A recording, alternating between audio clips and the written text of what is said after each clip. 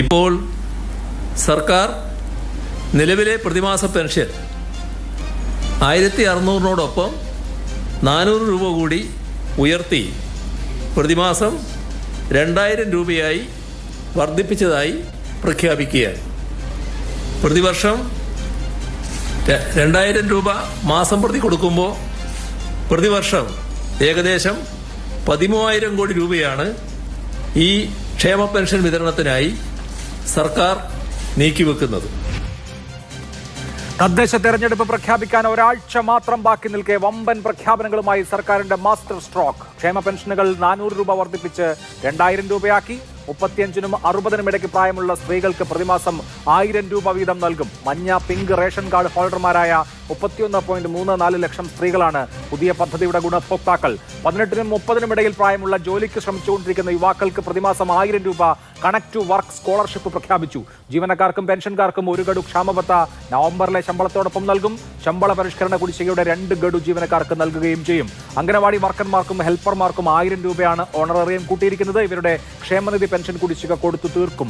സാക്ഷരതാ പ്രേരകന്മാരുടെയും ആശാ വർക്കർമാരുടെയും ഓണറേറിയം 1000 രൂപ വീതം കൂട്ടി ഇതുവരെയുള്ള കുടിശ്ശിക കൊടുത്തു തീർക്കും. പാചക തൊഴിലാളികളുടെ ഓണറേറിയം 1100 രൂപ കൂട്ടി. പ്രൈമറി ടീച്ചർമാരുടെയും ആയമാരുടെയും വേതനം 1000 രൂപയും ഗസ്റ്റ് അധ്യാപകരുടെ വേതനം 2000 രൂപയും കൂട്ടി. റബ്ബറിന്റെ താങ്ങുവില 200-ആയും നെല്ലിന്റെ സംഭരണ വില 30-ആയും വർദ്ധിപ്പിച്ചു. PM ശ്രീ പദ്ധതി നടപ്പാക്കുന്നത് മന്ത്രിസഭാ ഉപസമിതിയുടെ റിപ്പോർട്ട് വരുന്നതുവരെ മരവിപ്പിക്കുകയും ചെയ്തു. തെരഞ്ഞെടുപ്പിന് മുൻപ് പ്രഖ്യാപിച്ച വമ്പൻ പദ്ധതികൾ മധ്യപ്രദേശും മഹാരാഷ്ട്രയും അടക്കം വിവിധ സംസ്ഥാനങ്ങളിൽ ഭരണ തുടർച്ച നൽകിയിരുന്നു. ബീഹാറിലെ നിതീഷ് കുമാർ സർക്കാരും സമാന തന്ത്രവുമായാണ് തെരഞ്ഞെടുപ്പിലേക്ക് ഇറങ്ങുന്നത്. വമ്പൻ ക്ഷേമ പദ്ധതികളിലൂടെ പിണറായി 3.0 ലക്ഷ്യമിടുകയാണോ LDF? ഈ ചർച്ചയിൽ Shri Jaick C Thomas CPM, Shri Rijil Makkutty Congress, Shrimati TP Sindhumol BJP, doctor G Gopakumar രാഷ്ട്രതന്ത്ര വിദഗ്ധൻ, ശ്രീ BN ഹസ്കർ ഇടത് സഹയാത്രികൻ എന്നിവർ. ആദ്യം ഡോക്ടർ G ഗോപകുമാർ, നമ്മൾ മറ്റ് സംസ്ഥാനങ്ങളിൽ കണ്ടിട്ടുണ്ട് ഏക്നാഥ് ഷിൻഡെയുടെ സർക്കാർ വളരെ അൺപോപ്പുലറായി നിൽക്കുന്ന സമയത്ത്, അതും ലോക്സഭാ തെരഞ്ഞെടുപ്പിൽ അപ്രതീക്ഷിതമായി വലിയ തിരിച്ചടി ഏറ്റുവാങ്ങി നിൽക്കുന്ന സമയത്താണ് ജൂൺ അവസാനം ഇതേ മാതൃകയിലുള്ള പദ്ധതി പ്രഖ്യാപിക്കുകയും ലാഡ്കി ബഹിൻ പ്രഖ്യാപിക്കുകയും സ്ത്രീകൾക്ക് നേരിട്ട് ഡയറക്റ്റ് ക്യാഷ് ട്രാൻസ്ഫർ പദ്ധതി പ്രഖ്യാപിക്കുകയും 3 മാസം കഴിഞ്ഞ് നടന്ന തെരഞ്ഞെടുപ്പിൽ വലിയ വിജയം, അവർ പോലും പ്രതീക്ഷിക്കാത്ത വലിയ വിജയം നേടുകയും ചെയ്തത്. മധ്യപ്രദേശിൽ ശിവരാജ് സിംഗ് ചൗഹാന്റെ സർക്കാരിന്റെ സമയത്തും ലാഡ്കി ബഹിൻ സ്ത്രീകൾക്ക് ഡയറക്റ്റ് ക്യാഷ് ട്രാൻസ്ഫർ ആയിരുന്നു വലിയ തോതിൽ ഗുണകരമായിട്ടുള്ളത്. അതുപോലെ ഏതാണ്ട് സമാനമായ ലൈനിലുള്ള പദ്ധതിയാണ്. ഞാനതിന്റെ മറ്റു വിശദാംശങ്ങളിലേക്കൊന്നും പോകുന്നില്ല. പക്ഷേ ആ നിലയ്ക്കുള്ളൊരു ഇമ്പാക്ട് കേരളത്തിൽ വരും എന്ന് താങ്കൾ വിചാരിക്കുന്നുണ്ട്? തീർച്ചയായിട്ടും ക്ഷേമ പദ്ധതികൾക്ക് തിരഞ്ഞെടുപ്പിൽ സ്വാധീനിക്കാൻ കഴിയും, അതിന് യാതൊരു തർക്കവുമില്ല. പക്ഷേ താങ്കൾ ചൂണ്ടിക്കാണിച്ച പോലെ മഹാരാഷ്ട്രയിലും മറ്റ് സംസ്ഥാനങ്ങൾ ബീഹാറിലും ഒക്കെ ഉള്ളതുപോലെ വലിയൊരു വിഭാഗം പാവപ്പെട്ട ആൾക്കാർ കുറവുള്ളൊരു സംസ്ഥാനമാണ്. അത് നമുക്കെല്ലാം അറിയാം. മിഡിൽ ക്ലാസ് വളരെ ശക്തമായൊരു സമൂഹമാണ്. ഈ പദ്ധതികളുടെ കൂട്ടത്തിൽ ഇന്നിപ്പോൾ 1 ഗഡു DA അനുവദിച്ചത് മിഡിൽ ക്ലാസ്സിനെ ഉദ്ദേശിച്ചാണെന്നുള്ളത് അറിയാം. 1 ഗഡു DAയും സാലറി അരിയർ കൊടുത്തു തീർക്കുകയാണ്. അതെ, അതോടൊപ്പം പെൻഷനും കൊടുക്കും. അപ്പം മിഡിൽ ക്ലാസ്സിനെ ഉദ്ദേശിച്ച് തന്നെയാണ് വന്നത്. പക്ഷേ കൂടുതലും ടാർഗറ്റ് ചെയ്തിരിക്കുന്നത് സ്ത്രീകളെയും പാവപ്പെട്ടവരെയും തൊഴിലില്ലാത്തവരെയാണ്. അതുകൊണ്ട് തീർച്ചയായിട്ടും തിരഞ്ഞെടുപ്പിനെ സ്വാധീനിക്കുമെന്നുള്ളതിന് തർക്കമൊന്നുമില്ല. എപ്പോഴും തിരഞ്ഞെടുപ്പിനനുബന്ധിച്ച് വരുന്ന നയപ്രഖ്യാപനങ്ങളും മറ്റുമെല്ലാം വോട്ട് ബാങ്ക് ശക്തിപ്പെടുത്താൻ കഴിയുന്നുള്ളത് സ്വാധീനിക്കുന്നുള്ളതിന് സംശയമില്ല. കാരണം ജനങ്ങളെപ്പോഴും പഴയ കാര്യങ്ങൾ അങ്ങനെ പെട്ടെന്ന് ഓർത്ത് വരില്ല. കാരണം രാഷ്ട്രീയത്തിൽ ഓരോ ദിവസം കഴിയുന്നതും പുതിയ പുതിയ സംഭവ വികാസങ്ങൾ വന്നുകൊണ്ടിരിക്കും. ഇപ്പം തന്നെ രണ്ട് ദിവസം ഒരാഴ്ച മുമ്പ് ശബരിമല കത്തി നിൽക്കുകയായിരുന്നു. ഇന്നലെ PM ശ്രീ ആയിരുന്നു. ഇന്ന് അതൊക്കെ പോയി ക്ഷേമ പദ്ധതിയെ. അപ്പോൾ രാഷ്ട്രീയത്തിൽ ഈ പൊളിറ്റിക്കൽ ഡെവലപ്മെൻറ്റ്സ് വളരെ ഫാസ്റ്റായിട്ട് വരും. തിരഞ്ഞെടുപ്പിനോടനുബന്ധിച്ച് വരുന്ന സാമൂഹ്യ പദ്ധതികളും സാമ്പത്തിക പദ്ധതികളും വോട്ടർമാരെ സ്വാധീനിക്കുമെന്നുള്ളത് അത് വളരെ വ്യാപകമായിട്ടുള്ള ഇപ്പോൾ സമീപകാലത്ത് ഒരു 5 വർഷം എടുത്താൽ വളരെ വ്യാപകമായി സമാനമായ പദ്ധതികൾ. ഇപ്പോൾ നിതീഷ് കുമാർ ഏറ്റവും കൂടുതൽ വിശ്വസിക്കുന്നത്, അദ്ദേഹത്തിന്റെ കഴിഞ്ഞ 20 വർഷത്തെ ഭരണത്തെക്കാൾ വിശ്വസിക്കുന്നത് ഈ പുതുതായി സ്ത്രീകൾക്ക് പ്രഖ്യാപിച്ചിട്ടുള്ള ഡയറക്റ്റ് ക്യാഷ് ട്രാൻസ്ഫർ സ്കീമിനെയാണ്. അത് വോട്ട് ഡെലിവർ ചെയ്യും എന്നുള്ളതാണ്. ജനാധിപത്യത്തെ സംബന്ധിച്ച് ഭരിക്കുന്ന സർക്കാരിന് ജനങ്ങളെ ഫ്രീ ബീസ് കൊടുത്ത് അല്ലെങ്കിൽ പണമോ മറ്റ് ആനുകൂല്യങ്ങളോ കൊടുത്ത് കൂടെ നിർത്താൻ കഴിയുമെന്ന് പറയുന്നത് ജനാധിപത്യത്തെ എത്രമാത്രം ശക്തിപ്പെടുത്തുന്നുണ്ട് എന്നുള്ള പ്രശ്നം വേറെ ഉണ്ട്. ആ നിലയ്ക്ക് നമുക്ക് അനലൈസ് ചെയ്യുമ്പോൾ നമ്മുടെ ജനാധിപത്യം അത്ര ശക്തമൊന്നുമല്ല. ഒന്ന് വോട്ട് ബാങ്ക് രാഷ്ട്രീയം, അത് ജാതിമത മറ്റ് സാഹചര്യങ്ങൾ. മറ്റൊന്ന് ഫ്രീ ബി ഒരു സംസ്കാരമായി വളർന്നു. ഇതൊക്കെ വരുമ്പോൾ ഒരു 5 വർഷത്തെ ഗവൺമെൻറ്റിനെ വിലയിരുത്താനുള്ള സാഹചര്യം ജനങ്ങൾക്ക് കിട്ടത്തില്ല. പെട്ടെന്ന് പബ്ലിക് മെമ്മറിയിൽ വരുന്നത് സമീപകാലത്ത് വരുന്ന കാര്യങ്ങളാണ്. ശരിക്കും പറഞ്ഞാൽ ഭരണവിരുദ്ധ വികാരമൊക്കെ ശക്തമായിട്ടുണ്ട് ഈ രാഷ്ട്രീയത്തിൽ, കേരളത്തിലുമുണ്ട്. അത് വളരെ കത്തി നിൽക്കുന്നൊരു സാഹചര്യത്തിലാണ് ഇപ്പോഴത്തെ ഈ മാറ്റങ്ങളൊക്കെ വരുന്നത്. ഇനി ഇങ്ങനെയുള്ള ഫ്രീ ബീസും ബാക്കി ഡെവലപ്മെൻറ്റ്സും ഒക്കെ വരുമ്പോൾ ജനങ്ങൾ കൂടുതലും ചിന്ത മറ്റു രീതിയിലേക്ക് വരും എന്നുള്ളതാണ്.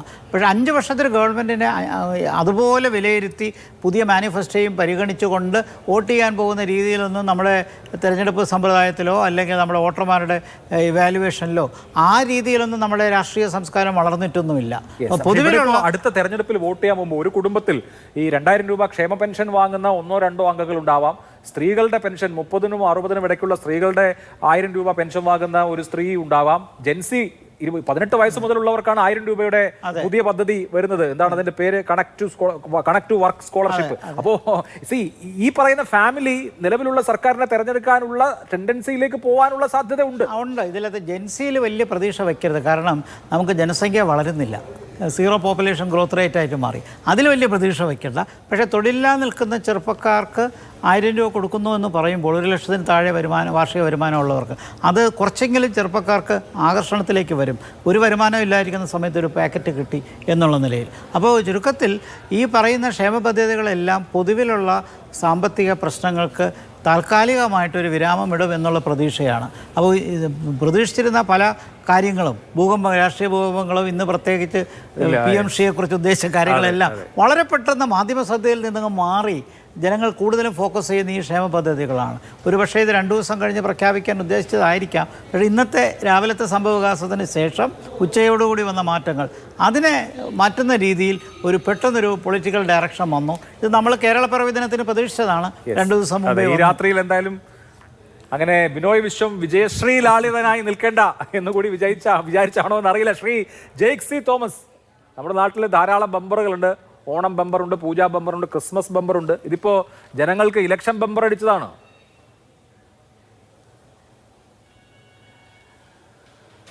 അങ്ങനെയുള്ള വ്യാഖ്യാനങ്ങൾ നടത്താനുള്ള അവകാശം നിർബന്ധമായും നമ്മുടെ നാട്ടിൽ വ്യത്യസ്ത ആശയധാരകൾ, ചിന്താഗതികൾ വെച്ച് പ്രവർത്തിക്കുന്ന മാധ്യമ പ്രവർത്തകർക്കും മറ്റ് സാംസ്കാരിക സാമൂഹ്യ രാഷ്ട്രീയ രംഗത്തെ പ്രവർത്തകർക്കും ഒക്കെയുണ്ട്. പക്ഷെ കേരളത്തിലെ ഇടതുപക്ഷ ജനാധിപത്യ മുന്നണിയുടെ പ്രകടന പത്രിക പരിശോധിച്ചിട്ടുള്ള കഴിഞ്ഞൊരു 10 കാലയളവിലെ ജീവിതാനുഭവങ്ങളുള്ള മലയാളിയുടെ മുമ്പിൽ അതൊരു ഇലക്ഷൻ ബമ്പർ ആണോ എന്ന് ചോദിച്ചാൽ അർത്ഥസംഖ്യകൾക്കിടയില്ലാത്ത വണ്ണമല്ല വാക്ക് പ്രവൃത്തിയായി മാറിയ കഴിഞ്ഞ ഇടതുപക്ഷ സർക്കാരിന്റെ തുടർച്ച എന്നായിരിക്കും യുക്തിസഹമായി ഈ അനുഭവങ്ങളുടെ വെളിച്ചത്തിൽ ചിന്തിക്കുന്ന ആളുകൾ വിലയിരുത്താൻ, അവർ പ്രതികരണം നടത്താൻ സാധ്യത. ഇപ്പോൾ നിങ്ങൾ ആലോചിച്ചു നോക്കൂ. യഥാർത്ഥത്തിൽ ഇപ്പോൾ അങ്ങ് മുഖ്യമന്ത്രിയെ സംബന്ധിച്ച് പറഞ്ഞു, മുന്നണിയിലെ തർക്കങ്ങളെ സംബന്ധിച്ച് പറഞ്ഞു. ബംഗാളിൽ നിന്ന് പ്രസിദ്ധീകരിക്കപ്പെടുന്ന ഇത് ടെലിഗ്രാഫാണ്. CM എന്ന 2 അക്ഷരങ്ങളുടെ എക്സ്റ്റൻഡഡ് വേർഷൻ അത് കേരളത്തിന്റെ അനുഭവങ്ങളിൽ ചീഫ് മിനിസ്റ്റർ അല്ല, മറിച്ച് അത് ക്രൈസിസ് മാനേജറാണ് എന്ന് ടെലിഗ്രാഫ് എഴുതിയത് ഞാനിപ്പോൾ സന്ദർഭവശാൽ ഓർമ്മിക്കുകയാണ്. കാരണം എന്താണ്? നമ്മളുടെ മുമ്പിൽ അനുദിന സാധാരണമായ മഹാപ്രതിസന്ധികളെ നേരിടേണ്ട വന്ന കേരളമായിരുന്നു ഉണ്ടായിരുന്നത്. ശത്രു രാഷ്ട്രത്തോടെന്നതുപോലെ സാമ്പത്തിക യുദ്ധം കേരളത്തിന് നേർക്ക് യൂണിയൻ ഗവൺമെന്റ് അതിന്റെ രാഷ്ട്രീയ രൂപമായ RSS നയിച്ചു. വയനാട് ഉൾപ്പെടെയുള്ള the ever largest debris flow എന്നാണ് ഡിസാസ്റ്റർ മാനേജ്മെന്റ് അതോറിറ്റിയുടെ വയനാടിനെ സംബന്ധിച്ചുള്ള നിർവചനം. കേരളത്തിന്റെ ഇന്നയോളമുള്ള ചരിത്രത്തിലെ ഏറ്റവും വലിയ ദുരന്തത്തെ നേരിടേണ്ട വന്നപ്പോൾ അതിൽ പോലും അന്ധമായ രാഷ്ട്രീയ പകപോക്കൽ കേരളത്തോട് മലയാളികളോട് കാണിച്ച അനുഭവങ്ങൾ, ഈ പ്രതിസന്ധികൾ പ്രയാസങ്ങളുടെ നടുവിൽ നിന്നിരുന്ന കേരളമായിരുന്നു ഉണ്ടായിരുന്നത്. ആങ്കർ നിർബന്ധമായും ഓർമ്മിക്കുന്നുണ്ടാകും, ശ്രീലങ്കയിലെ സാമ്പത്തിക പ്രതിസന്ധി ഉണ്ടായപ്പോൾ പ്രതിസന്ധി ഉണ്ടായത് ശ്രീലങ്കയിലെങ്കിലും കേരളത്തിലെ സവിശേഷ താല്പര്യമുള്ള ചില വാർത്താ മാധ്യമങ്ങൾ അന്ന് വാർത്ത എഴുതിയത് ശ്രീലങ്ക മുടിഞ്ഞ് കുത്തുവാളയെടുത്തതുപോലെ കേരളം തകർന്ന് തരിപ്പണമാകാൻ പോകുന്നു എന്നുള്ളതാണ്. ബഹുമാന്യനായ നമ്മുടെ സഹപാനലിസ്റ്റ് ആദരണീയനായ ശ്രീ G. ഗോപകുമാർ അദ്ദേഹം മുമ്പ് സംസാരിച്ചു സാമ്പത്തിക അവസ്ഥകളെയൊക്കെ സംബന്ധിച്ച്.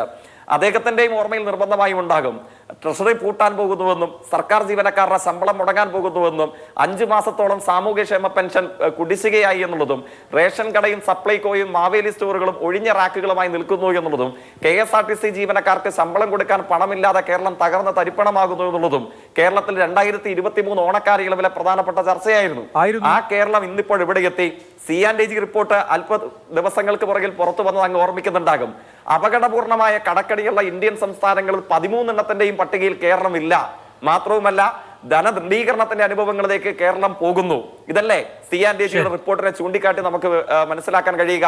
മാത്രവുമല്ല ഇപ്പോൾ കേരളത്തിൽ ചെലവഴിക്കപ്പെടുന്ന 100 രൂപയിൽ 19 രൂപ മാത്രമാണ് യൂണിയൻ ഗവൺമെന്റിന്റെ സംഭാവന. 81 രൂപയും സ്വന്തമായി തനത് വരുമാനത്തിലൂടെ കണ്ടെത്തുന്ന കേരളമാണ് ഇന്നിപ്പോൾ മുഖ്യമന്ത്രിയുടെ വാക്കുകൾ പ്രകാരം.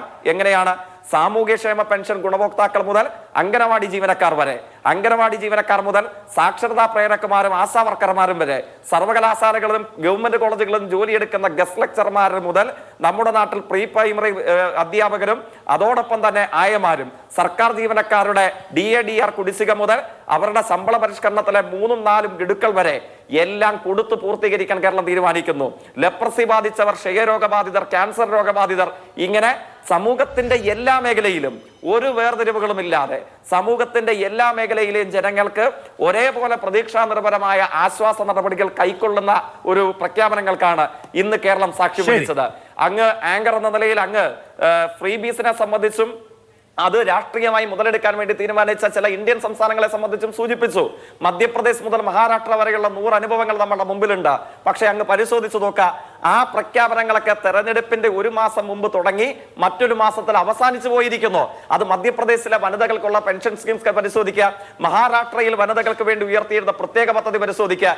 എന്തിനധികം ഈ കോൺഗ്രസ് ഭരിക്കുന്ന കർണാടകത്തിൽ തെരഞ്ഞെടുപ്പിന് തൊട്ടു മുമ്പ് അവർ വാഗ്ദാനം ചെയ്തതും ഇപ്പോൾ നിന്നുപോയതുമായ എത്ര പദ്ധതികൾ, എത്ര ഇത്തരത്തിലുള്ള ആശ്വാസ പദ്ധതികളും സ്കീമുകളും ഉണ്ട്, അതൊക്കെ നിന്ന് കിടക്കുകയാണ്. അതിൽ കേരളത്തിന്റെ ട്രാക്ക് റെക്കോർഡ് എന്താണ്? അതിൽ കേരളത്തിന്റെ ട്രാക്ക് റെക്കോർഡ് വാഗ്ദാനം ചെയ്തതെന്തോ അത് അച്ചടിച്ച് പ്രോഗ്രസ് റിപ്പോർട്ടാക്കി ആത്മാഭിമാനത്തോടുകൂടെ ഞങ്ങൾ വാഗ്ദാനം ചെയ്തതെന്ത്, ഞങ്ങൾ പൂർത്തീകരിച്ചതെന്ത്, ഞങ്ങൾ പെൻഷനെ കുറിച്ച് പറഞ്ഞതെന്ത്, ഞങ്ങൾ കൊടുത്തു തീർത്തതെന്ത്. ആ കാര്യത്തിൽ കേരളത്തിന് തന്നെ വ്യത്യസ്തമായ ഒരു അന്തരീക്ഷമല്ലേ? 2016 ഗവൺമെന്റ് അധികാരത്തിൽ വരുമ്പോൾ ഉണ്ടായ ചിത്രം എന്താണ്? അന്ന് ഈ പെൻഷന്റെ തുക 500-600 ആക്കി വർദ്ധിപ്പിച്ച 100 രൂപ വർധനവിന്റെ UDF ഗവൺമെന്റിന്റെ പ്രഖ്യാപനം ഉണ്ടായിരുന്നു.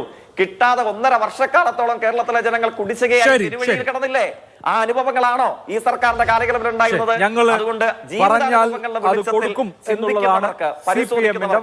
ശരി, ഓക്കെ. ശ്രീ റെജിൽ മാക്കുറ്റി, ഇവിടെ ഇപ്പോ ഒന്ന് നമ്മൾ തെരഞ്ഞെടുപ്പിന്റെ കോൺടെക്സ്റ്റിൽ തന്നെ ഇത് ചർച്ച ചെയ്യുന്നതുകൊണ്ട് ഒരു കുഴപ്പമില്ല. കാരണം തദ്ദേശ തെരഞ്ഞെടുപ്പിന്റെ വിജ്ഞാപനം വരാനിരിക്കുകയാണ്. അടുത്ത ആഴ്ച തദ്ദേശ തെരഞ്ഞെടുപ്പ് പ്രഖ്യാപിക്കും. പിന്നെ കേരളം തെരഞ്ഞെടുപ്പ് കാലത്തേക്ക് കടക്കുകയാണ്. അടുത്ത 6 മാസത്തിനുള്ളിൽ 2 പ്രധാനപ്പെട്ട തെരഞ്ഞെടുപ്പുകൾ വരികയാണ്. അപ്പോഴാണ് സർക്കാരിന്റെ അവസാനത്തെ 6 മാസങ്ങളിലേക്കായി ഉള്ള അവസാനത്തെ മാസ്റ്റർ സ്ട്രോക്ക് വരുന്നത്.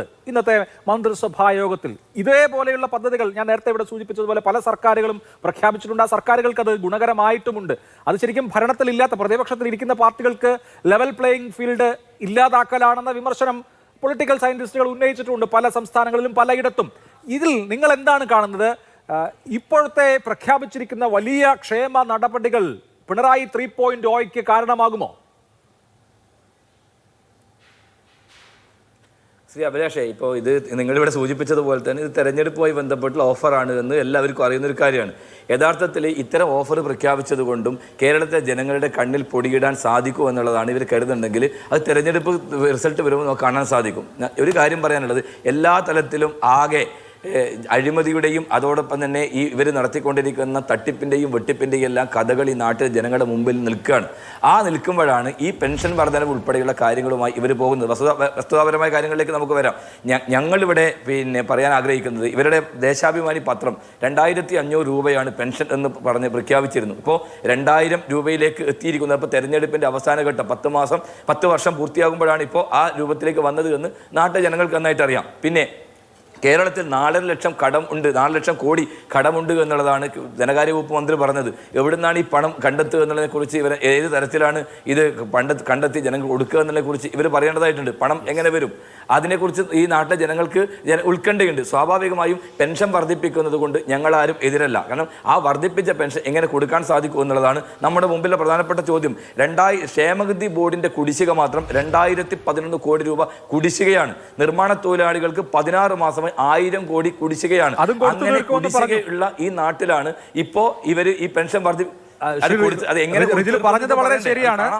ഈ നിർമ്മാണ തൊഴിലാളി ക്ഷേമനിധി ബോർഡിലും അതുപോലെ തന്നെ ഈ അംഗൻവാടി ഹെൽപ്പർമാരുടെ ക്ഷേമനിധി പെൻഷനും കുടിശ്ശികയായിരുന്നു. ആ കുടിശ്ശികയും കൊടുത്തു തീർക്കാൻ തീരുമാനിക്കുകയാണ്. ഇത് ജനങ്ങളിൽ ഉണ്ടാക്കുന്ന ഇമ്പാക്ട് എന്ത് എന്നുള്ളതാണ് നമ്മുടെ ചോദ്യം. അതെ, എൻ്റെ ഇതാണ്. അപ്പോൾ ഞങ്ങൾ പറയുന്ന ഒരു കാര്യം, ഇങ്ങനെയൊക്കെ നിങ്ങൾ വർദ്ധിപ്പിച്ച് മുന്നോട്ട് പോയി അല്ലെങ്കിൽ നിങ്ങളിത് പ്രഖ്യാപിച്ചാലും ജനങ്ങൾക്ക് നിങ്ങളെക്കുറിച്ച് നന്നായിട്ട് അറിയാം. ഈ നാട്ടിൽ ഇപ്പോൾ അടുത്ത് വന്നുകൊണ്ടിരിക്കുന്ന ഏറ്റവും വലിയ പ്രതിസന്ധി, ആ പ്രതിസന്ധിയിൽ നിന്ന് കരകയറ്റാനാണ്. കേരളത്തെ RSSന് പാട്ടം കൊടുക്കാൻ, കേരളത്തിൻ്റെ RSSന്റെ ആശയം നടപ്പാക്കാൻ കേരളത്തിലെ മുഖ്യമന്ത്രി പിണറായി വിജയൻ നേരിട്ട് ഇടപാട് നടത്തിയ PM-ശ്രീ പദ്ധതി, ആ പദ്ധതിയുടെ നടപടി പൊളിഞ്ഞു പോയതിൻ്റെ ജാള്യത, അതിനകത്തുണ്ടായുള്ള വലിയ രൂപത്തിലുള്ള വിമർശനങ്ങൾ ഈ തെരഞ്ഞെടുപ്പിനകത്ത് വലിയ കൃത്യമായ രൂപ തിരിച്ചടി ഇവർക്ക് ഉണ്ടാകുമെന്നുള്ള ബോധ്യം ഇടതുപക്ഷത്തിനുണ്ട്. അതോടൊപ്പം തന്നെ ശബരിമലയിൽ അയ്യപ്പന്റെ സ്വർണം കട്ടവരാണ് ഇവർ. ആ സ്വർണം കട്ട കള്ളന്മാരെന്ന് പറയുന്നത് പ്രതിപക്ഷമല്ല, കേരളത്തിലെ ഹൈക്കോടതിയാണ്. കേരളത്തിലെ കോടതി പറഞ്ഞ കാര്യമാണ്. അപ്പോൾ സ്വാഭാവികം ഇത്തരം വിഷയങ്ങളിൽ നിന്ന് ജനങ്ങളും അതോടൊപ്പം തന്നെ ആളുകളുമെല്ലാം ഇവർ കള്ളന്മാരുടെയും കൊള്ളക്കാരുടെയും സർക്കാരാണ് എന്ന് ജനങ്ങളുടെ മുമ്പിലുണ്ട്. അതിന്റെ മുമ്പിൽ ഈ ഒരു തരത്തിലുള്ള പെൻഷൻ വർധനയിലൂടെ നിങ്ങൾക്ക് വർദ്ധിപ്പിച്ചു, അവസാന നിമിഷം ഇവിടെ ആടി ഉലയാതെ സർക്കാരാണ് സാർ, ഇത് ക്യാപ്റ്റനാണ് സാർ എന്ന് പറയുമ്പോൾ ഇത് ടൈറ്റാനിക് മുങ്ങിയതുപോലെ മുങ്ങാൻ പോവാണ്. എനിക്ക് പൊങ്ങാൻ സാധിക്കുന്നില്ല. നിങ്ങൾ എന്തെല്ലാം ജനങ്ങളുടെ മുമ്പിൽ മോഹന വാഗ്ദാനങ്ങൾ ഇട്ടാലും അത് വിശ്വസിക്കുന്നവരല്ല കേരളത്തിലെ ജനങ്ങളെന്ന് ഈ തെരഞ്ഞെടുപ്പോട് കൂടി നമുക്ക് മനസ്സിലാവും. ഒരു ആശങ്കയില്ല. പെൻഷൻ വർദ്ധിപ്പിച്ചോ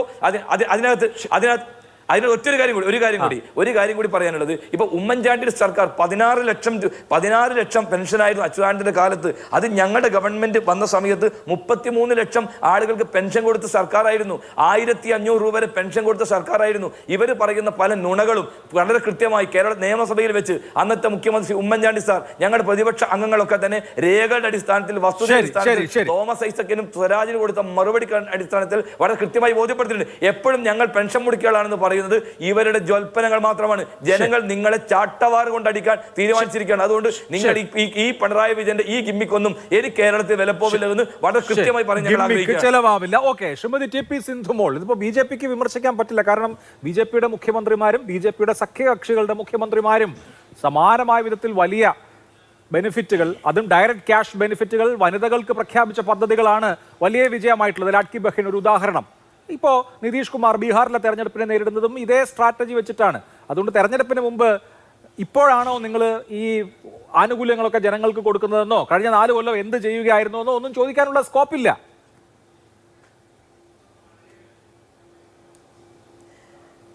അഭിലാഷേ, ജനങ്ങൾക്ക് ഗുണകരമായ എന്തെങ്കിലും പദ്ധതികളോ പണമോ കിട്ടുന്നതിന് ഞങ്ങൾ എതിരല്ല. ആദ്യമേ തന്നെ പറയട്ടെ. അഭിലാഷ് പറഞ്ഞു നിർത്തിയത് സിന്ധുമോൾ ഇങ്ങനെ പറയണ്ട, അല്ലാതെ ഈ ലൈനിൽ കൂടി പറഞ്ഞോളൂ എന്ന് പറഞ്ഞിട്ടാണ്. ശരി, ഞാൻ അഡ്മിറ്റ് ചെയ്തുകൊണ്ട് തന്നെ പറയാം. ഈ കേരള സർക്കാരിന് ഇതെന്ന് കൊടുക്കാൻ സാധിക്കും, എപ്പോൾ തുടങ്ങും, എന്ത് ഫണ്ടാണ് കേരള സർക്കാരിൻ്റെ കയ്യിലുള്ളത് ഇത് കൊടുക്കാൻ? അപ്പം ഇത് കാണുമ്പോൾ എനിക്ക് തോന്നുന്നത്,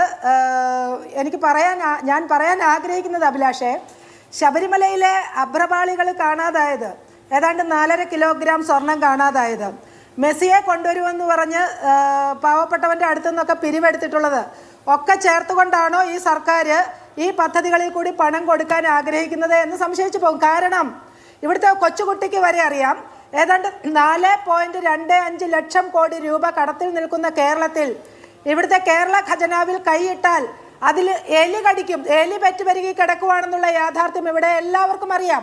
എവിടെ നിന്നാണ് ഇത് കൊടുക്കാൻ പോകുന്നത്? ആശമാർ എത്ര കാലമായി സമരം ചെയ്യുന്നു ജയിക്കെ? ആശമാർ, ഇതിലെ ചോദ്യം ഇതാണ്. ബാക്കി സംസ്ഥാനങ്ങളിലൊക്കെ പ്രഖ്യാപിക്കുന്നു എന്ന് അഭിലാഷ് പറയുമ്പോഴും അവിടെയെങ്ങും ഇത്തരത്തിലുള്ള ഒരു സമരവും കണ്ടിട്ടില്ല അഭിലാഷേ. ആശമാർ തല മൊട്ടയടിച്ചും പട്ടിണി കിടന്നും ആ തെരുവോരത്ത് കിടന്നും സമരം ചെയ്യാൻ തുടങ്ങിയിട്ട് എത്ര മാസങ്ങളായി, എത്ര കാലങ്ങളായി?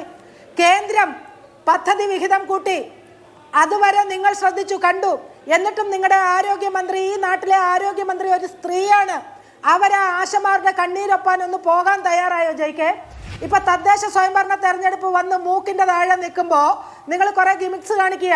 2000 കൊടുക്കും, ക്ഷേമ പെൻഷൻ 500 രൂപ കൂട്ടും, അത് കൂട്ടി ഇത് കൂട്ടി എന്ന് പറഞ്ഞു.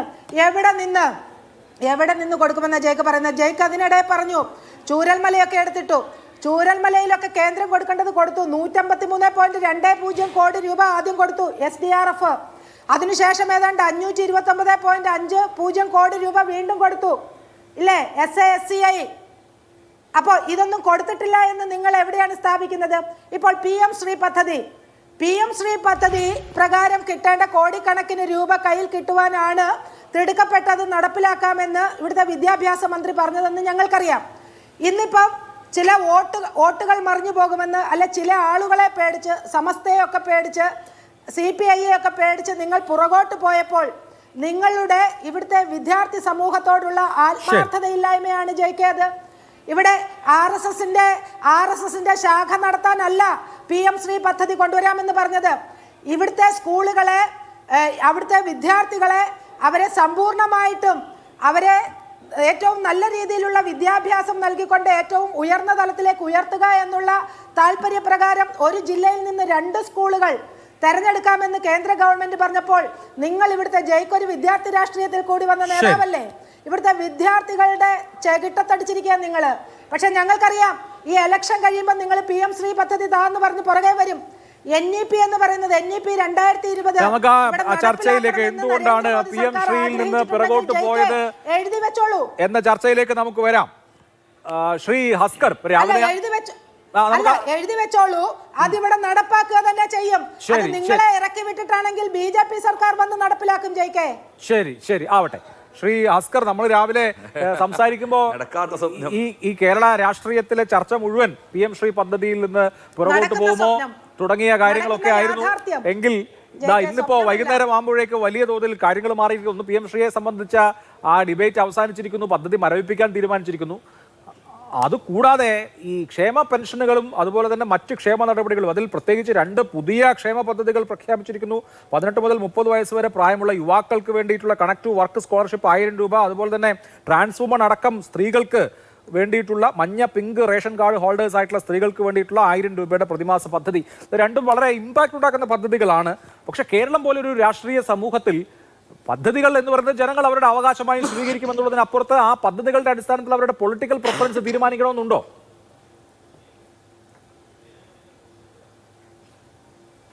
ഇല്ല അഭിലാഷ്, ഇതിൽ ഏറ്റവും പരമപ്രധാനമായിട്ട് കാണേണ്ടത് ഇപ്പോൾ ഗവൺമെന്റ് പ്രഖ്യാപിച്ചിരിക്കുന്ന ഈ പദ്ധതികളൊക്കെയും ഏതെങ്കിലും തരത്തിൽ അല്ലെങ്കിൽ ഏതെങ്കിലും അർത്ഥത്തിൽ ഇത് സൗജന്യങ്ങൾ അല്ലെങ്കിൽ ഫ്രീ ബീസായി ഇതിനെ തരം താഴ്ത്തി കാണരുത്. കാരണം 2016-ലെയും 2021-ലെയും ഇടതുപക്ഷ ജനാധിപത്യ മുന്നണിയുടെ പ്രകടന പത്രിക പരിശോധിച്ചാൽ വളരെ കൃത്യമായി പ്രഖ്യാപിക്കപ്പെട്ടിട്ടുള്ള നടപടിക്രമങ്ങളിലൂടെ ഈ ഗവൺമെന്റ് പോകുന്നു എന്നുള്ളതാണ്. ഇതിൽ ഞാൻ അത്ഭുതത്തോടെ കാണുന്നത് സഖാവ് KN ബാലഗോപാൽ എന്ന് പറയുന്ന കേരളത്തിന്റെ ധനകാര്യമന്ത്രിയുടെ മാന്ത്രിക വിദ്യകളെ സംബന്ധിച്ചാണ്. നിങ്ങൾ കരുതുന്നത് പോലെ ഇപ്പോൾ വരാൻ പോകുന്ന 10,000 കോടി രൂപയുടെ അധിക ചെലവ് സംസ്ഥാനത്തിന് ഖജനാവിലേക്ക് വരും. ഇതെങ്ങനെ കണ്ടെത്തും എന്നുള്ളതിനെ സംബന്ധിച്ചിട്ടുള്ള വലിയ ധനകാര്യ വിദഗ്ധരുടെ തലച്ചോറുകൾ ഇങ്ങനെ ചിന്തിക്കുന്ന ഘട്ടത്തിലാണ് ഒരു സാധാരണക്കാരന്റെ സ്ഥാനത്ത് നിന്നുകൊണ്ടാണ് സഖാവ് KN ബാലഗോപാൽ വളരെ ആത്മവിശ്വാസത്തോടെ പറഞ്ഞത് ഇത് കണ്ടെത്താൻ ഈ സംസ്ഥാന സർക്കാരിന് കഴിയുന്നത്. നേരത്തെ ജയിക്ക് തന്നെ സൂചിപ്പിച്ചു, സംസ്ഥാനത്തെ 13 രാജ്യത്തെ സംസ്ഥാനങ്ങളിൽ അധിക കടബാധ്യതയില്ലാത്ത സംസ്ഥാനങ്ങളുടെ 13 എണ്ണത്തിൽ പോലും കേരളം ഇല്ല. കേരളം വലിയ കടക്കണിയിലാണെന്നാണ് കേരളത്തിലെ വിമർശിക്കുന്ന സാമ്പത്തിക വിദഗ്ധരാകമാനം പറഞ്ഞു വച്ചിരിക്കുന്നത്.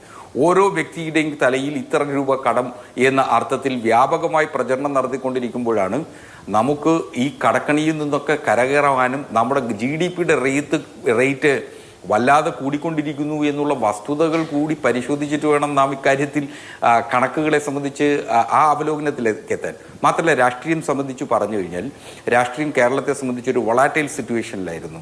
ഏത് ഘട്ടത്തിൽ എന്തു സംഭവിക്കും എന്ന് പറയാൻ കഴിയാതിരുന്ന സാഹചര്യത്തിലാണ് ഇന്ന് നമ്മുടെയൊക്കെ ചിന്തകളെയും നമ്മുടെയൊക്കെ മനോഭാവത്തെയും മാറ്റിമറിച്ചുകൊണ്ട് കേരളത്തിൻ്റെ ഇത്തരം ഒരു ഇടതുപക്ഷ സർക്കാരിന് ഇങ്ങനെ ജനങ്ങൾക്ക് വേണ്ടി ചെയ്യാൻ കഴിയുമോ എന്ന അതിശയോക്തിയോടുകൂടിയാണ് കാണുന്നത്. ഇത് വരും ദിവസങ്ങളിൽ ജനങ്ങളിലേക്ക് എത്താൻ പോകുന്ന അല്ലെങ്കിൽ അവർക്ക് ലഭിക്കാൻ പോകുന്ന ആനുകൂല്യങ്ങളും അവരുടെ അവകാശങ്ങളുമാണ്. ഈ ആനുകൂല്യങ്ങളും അവകാശങ്ങളും ജനങ്ങളിലേക്ക് എത്തുമ്പോൾ അതിൽ വലിയ ഇമ്പാക്റ്റ് തന്നെ ഉണ്ടാക്കും. കാര്യം സ്ത്രീകളെ സംബന്ധിച്ചിടത്തോളം നാം പല സംസ്ഥാനങ്ങൾ, മഹാരാഷ്ട്രയിലാണെങ്കിലും മറ്റു പല സംസ്ഥാനങ്ങളിലുമാണ്. പക്ഷേ ഇതൊക്കെ തുടങ്ങി വെച്ചത്, ഈ ക്ഷേമ പെൻഷനുകളൊക്കെ തുടങ്ങി വെക്കുന്നത് അല്ലെങ്കിൽ അതിൻ്റെ അനുഭവം ഉള്ളത് കേരളത്തിൽ മാത്രമാണ്. ഇതൊന്നും വോട്ട് ബാങ്ക് രാഷ്ട്രീയത്തെ ലക്ഷ്യം വെച്ചുകൊണ്ടുള്ള ക്ഷേമ പ്രവർത്തനമല്ല. കേരളത്തിൽ മറ്റിതര പ്രവൃത്തികളെ കൊണ്ടിരുന്നത് ഇൻഫ്രാസ്ട്രക്ചർ ഡെവലപ്മെന്റ് കൂടി പരിശോധിച്ചു കഴിഞ്ഞാൽ കേരളത്തിന്റെ പശ്ചാത്തല സൗകര്യ വികസനം ഏത് അറ്റം വരെ എത്തി നിൽക്കുന്നു എന്നുള്ളത് നമുക്ക് വളരെ കൃത്യമായിട്ട് ബോധ്യപ്പെടാം. നാം കേരളത്തിന്റെ വിവിധ മേഖലകളിലൂടെ സഞ്ചരിച്ച റൂറൽ ഏരിയയിലും അർബൻ ഏരിയയിലും പ്രത്യേകിച്ച് നാം പരിശോധിച്ചു കഴിഞ്ഞാൽ കേരളത്തിൽ വലിയ തോതിൽ പശ്ചാത്തല സൗകര്യ വികസനത്തിൽ വലിയ മാറ്റങ്ങൾ സംഭവിച്ചുകൊണ്ടിരിക്കുന്നു. നമ്മുടെ ഇപ്പോൾ PM ശ്രീ വാങ്ങിയില്ലെങ്കിൽ കേരളത്തെ എന്തോ ചെയ്തു കളയും എന്നുള്ളതാണ്. 336 സ്കൂളുകൾക്കാണ് PM ശ്രീ ഈ പദ്ധതിയിലൂടെ ആനുകൂല്യം ലഭിക്കാൻ പോകുന്നത്. പക്ഷേ ആ 336 സ്കൂളുകൾക്ക് ലഭിക്കുന്നതിൽ നിന്ന് അവർ ഏറ്റവും പരമപ്രധാനമായി പറയുന്നത് ഡിജിറ്റൽ ക്ലാസ് റൂമുകളുണ്ട്. കേരളത്തിൽ 45,000 സ്കൂളുകൾക്ക് 40,000 ഡിജിറ്റൽ ക്ലാസ് റൂമുകൾ ഓൾറെഡി കേരളത്തിലുണ്ട്. അപ്പൊ അത്തരത്തിൽ കേരളത്തെ സങ്കല്പിക്കാനും ആ സങ്കല്പത്തിനനുസരിച്ച് പറക്കുന്നതിനും അതിൽ മറ്റൊരു സാഹചര്യമുണ്ട് അഭിലാഷി. ആ സാഹചര്യത്തെ കൂടി വിലയിരുത്തിയിട്ട് വേണം അതിനെക്കുറിച്ച് പറയാൻ. 2024 ഡിസംബർ 29 പാർലമെന്റിൽ ശ്രീ ഹൈബി ഈഡൻ ചോദിച്ച ചോദ്യത്തിനാണ് SSIയുടെ ഫണ്ട് നൽകണമെങ്കിൽ PM ശ്രീയിൽ ഒപ്പിട്ടാൽ മാത്രമേ നൽകൂ എന്ന് വന്നു. ജോൺ ബ്രിട്ടാസ് ഇതേ ചോദ്യം രാജ്യസഭയിൽ ഉന്നയിച്ചപ്പോഴും വിദ്യാഭ്യാസ സഹമന്ത്രി പറഞ്ഞത് ഇതേ ഉത്തരം തന്നെയാണ്. അപ്പോൾ SSIയുടെ ഫണ്ട് അത് ആരെങ്കിലും സൗജന്യമാണോ? BJPയുടെ സൗജന്യമാണോ കേരളത്തിലെ പട്ടികജാതി പട്ടിക വിദ്യാർത്ഥികൾക്ക് അവർക്ക് ലഭിക്കേണ്ട ആനുകൂല്യങ്ങൾ ലഭിക്കുക എന്നുള്ളത്? ശരി, അതിനുവേണ്ടി വിദ്യാഭ്യാസ അവകാശ നിയമത്തിന്റെ കീഴിൽ വരുന്ന പെൺകുട്ടികൾക്ക് യൂണിഫോമിന്റെ തുക ലഭിക്കേണ്ടത് BJPയുടെ സൗജന്യമല്ലോ? ശരി, ഓക്കെ, ഞാൻ ആ ടോപ്പിലേക്ക് വരാം. ശരി, ഓക്കെ, പണം ലഭിക്കേണ്ടത് കേരളത്തിന്റെ അവകാശമാണ്. ശരി, ഓക്കെ, ആവട്ടെ. ഇവിടെ ഡോക്ടർ ഗോപകുമാർ, ഇത് ഒരു വെൽഫെയർ സ്റ്റേറ്റ് പ്രിൻസിപ്പിളിന്റെ വെൽഫെയറിസത്തിന്റെ ഉദാഹരണമായി പറയുന്നവരുണ്ട്. ഇപ്പോൾ അരവിന്ദ് കെജ്രിവാൾ ആണ് അത് വളരെ എഫക്റ്റീവായി നടപ്പാക്കി ഇന്ത്യക്ക് ഒരു മാതൃകയായത്. 2 തവണ ഡൽഹി സർക്കാരിന് സ്വാഭാവികമായും അതിന് ഗുണഫലം കിട്ടുകയും ചെയ്തു. പക്ഷേ ലാസ്റ്റ് തവണ അത് വിജയിച്ചില്ല എന്നുള്ളതും കാണണം. അതിനുശേഷം ഇതേ സമീപനം പല സംസ്ഥാനങ്ങളും എടുത്തിട്ടുണ്ട്. ഇവൻ എന്തുകൊണ്ട് 20 കൊല്ലം നിതീഷ് കുമാർ ബീഹാർ ഭരിച്ചതെന്ന് ചോദിച്ചാൽ ഈ എലമെന്റ്സും അതിനകത്ത് ഘടകമായി വന്നിട്ടുണ്ട്. അപ്പോൾ ഇത് എങ്ങനെ ഇമ്പാക്ട് ചെയ്യും കേരളം പോലൊരു പൊളിറ്റിക്കൽ സൊസൈറ്റിയെ എന്ന് ആലോചിക്കുമ്പോൾ ഈ ഒരു കാര്യത്തിന്റെ മാത്രം അടിസ്ഥാനത്തിൽ ഒരു തീരുമാനം എടുക്കാൻ, അവരുടെ പ്രിഫറൻസ് തീരുമാനിക്കാൻ ജനങ്ങൾ തയ്യാറാകുമോ? 1. 2, നമ്മുടെ ഫ്ലോട്ടിംഗ് വോട്ടുകൾ ഏത് വോട്ടുകളാണ്? മധ്യവർഗ വോട്ടുകൾ എനിക്ക് തോന്നുന്നു കുറച്ചുകൂടി പൊളിറ്റിക്കലി അവർക്ക് തീരുമാനങ്ങൾ ഉള്ള വോട്ടർമാരാണ്. അതിനപ്പുറത്ത് അടിസ്ഥാന വർഗ വോട്ടർമാരായിരിക്കുമോ ഫ്ലോട്ടിംഗ് വോട്ടർമാരായി വരിക? അല്ല, എന്ന് തീർത്തും പറയാൻ പറ്റില്ല. കാരണം രാഷ്ട്രീയത്തിൽ പ്രത്യേകിച്ച് ഭരണത്തിൻ്റെ ഒരു അവസാന കാലഘട്ടത്തിൽ ഉണ്ടാകുന്ന സംഭവ വികാസങ്ങൾ അനുകൂലമാണെങ്കിലും പ്രതികൂലമാണെങ്കിലും പബ്ലിക് മെമ്മറിയിൽ വളരെ ശക്തമായി തന്നെ നിൽക്കും.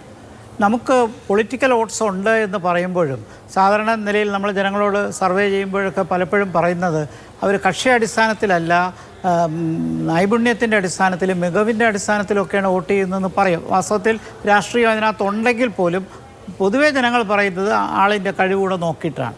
അതുകൊണ്ട് ഇത് മുഴുവൻ പൊളിറ്റിക്കലാണ് എന്ന് പറയാൻ പറ്റില്ല.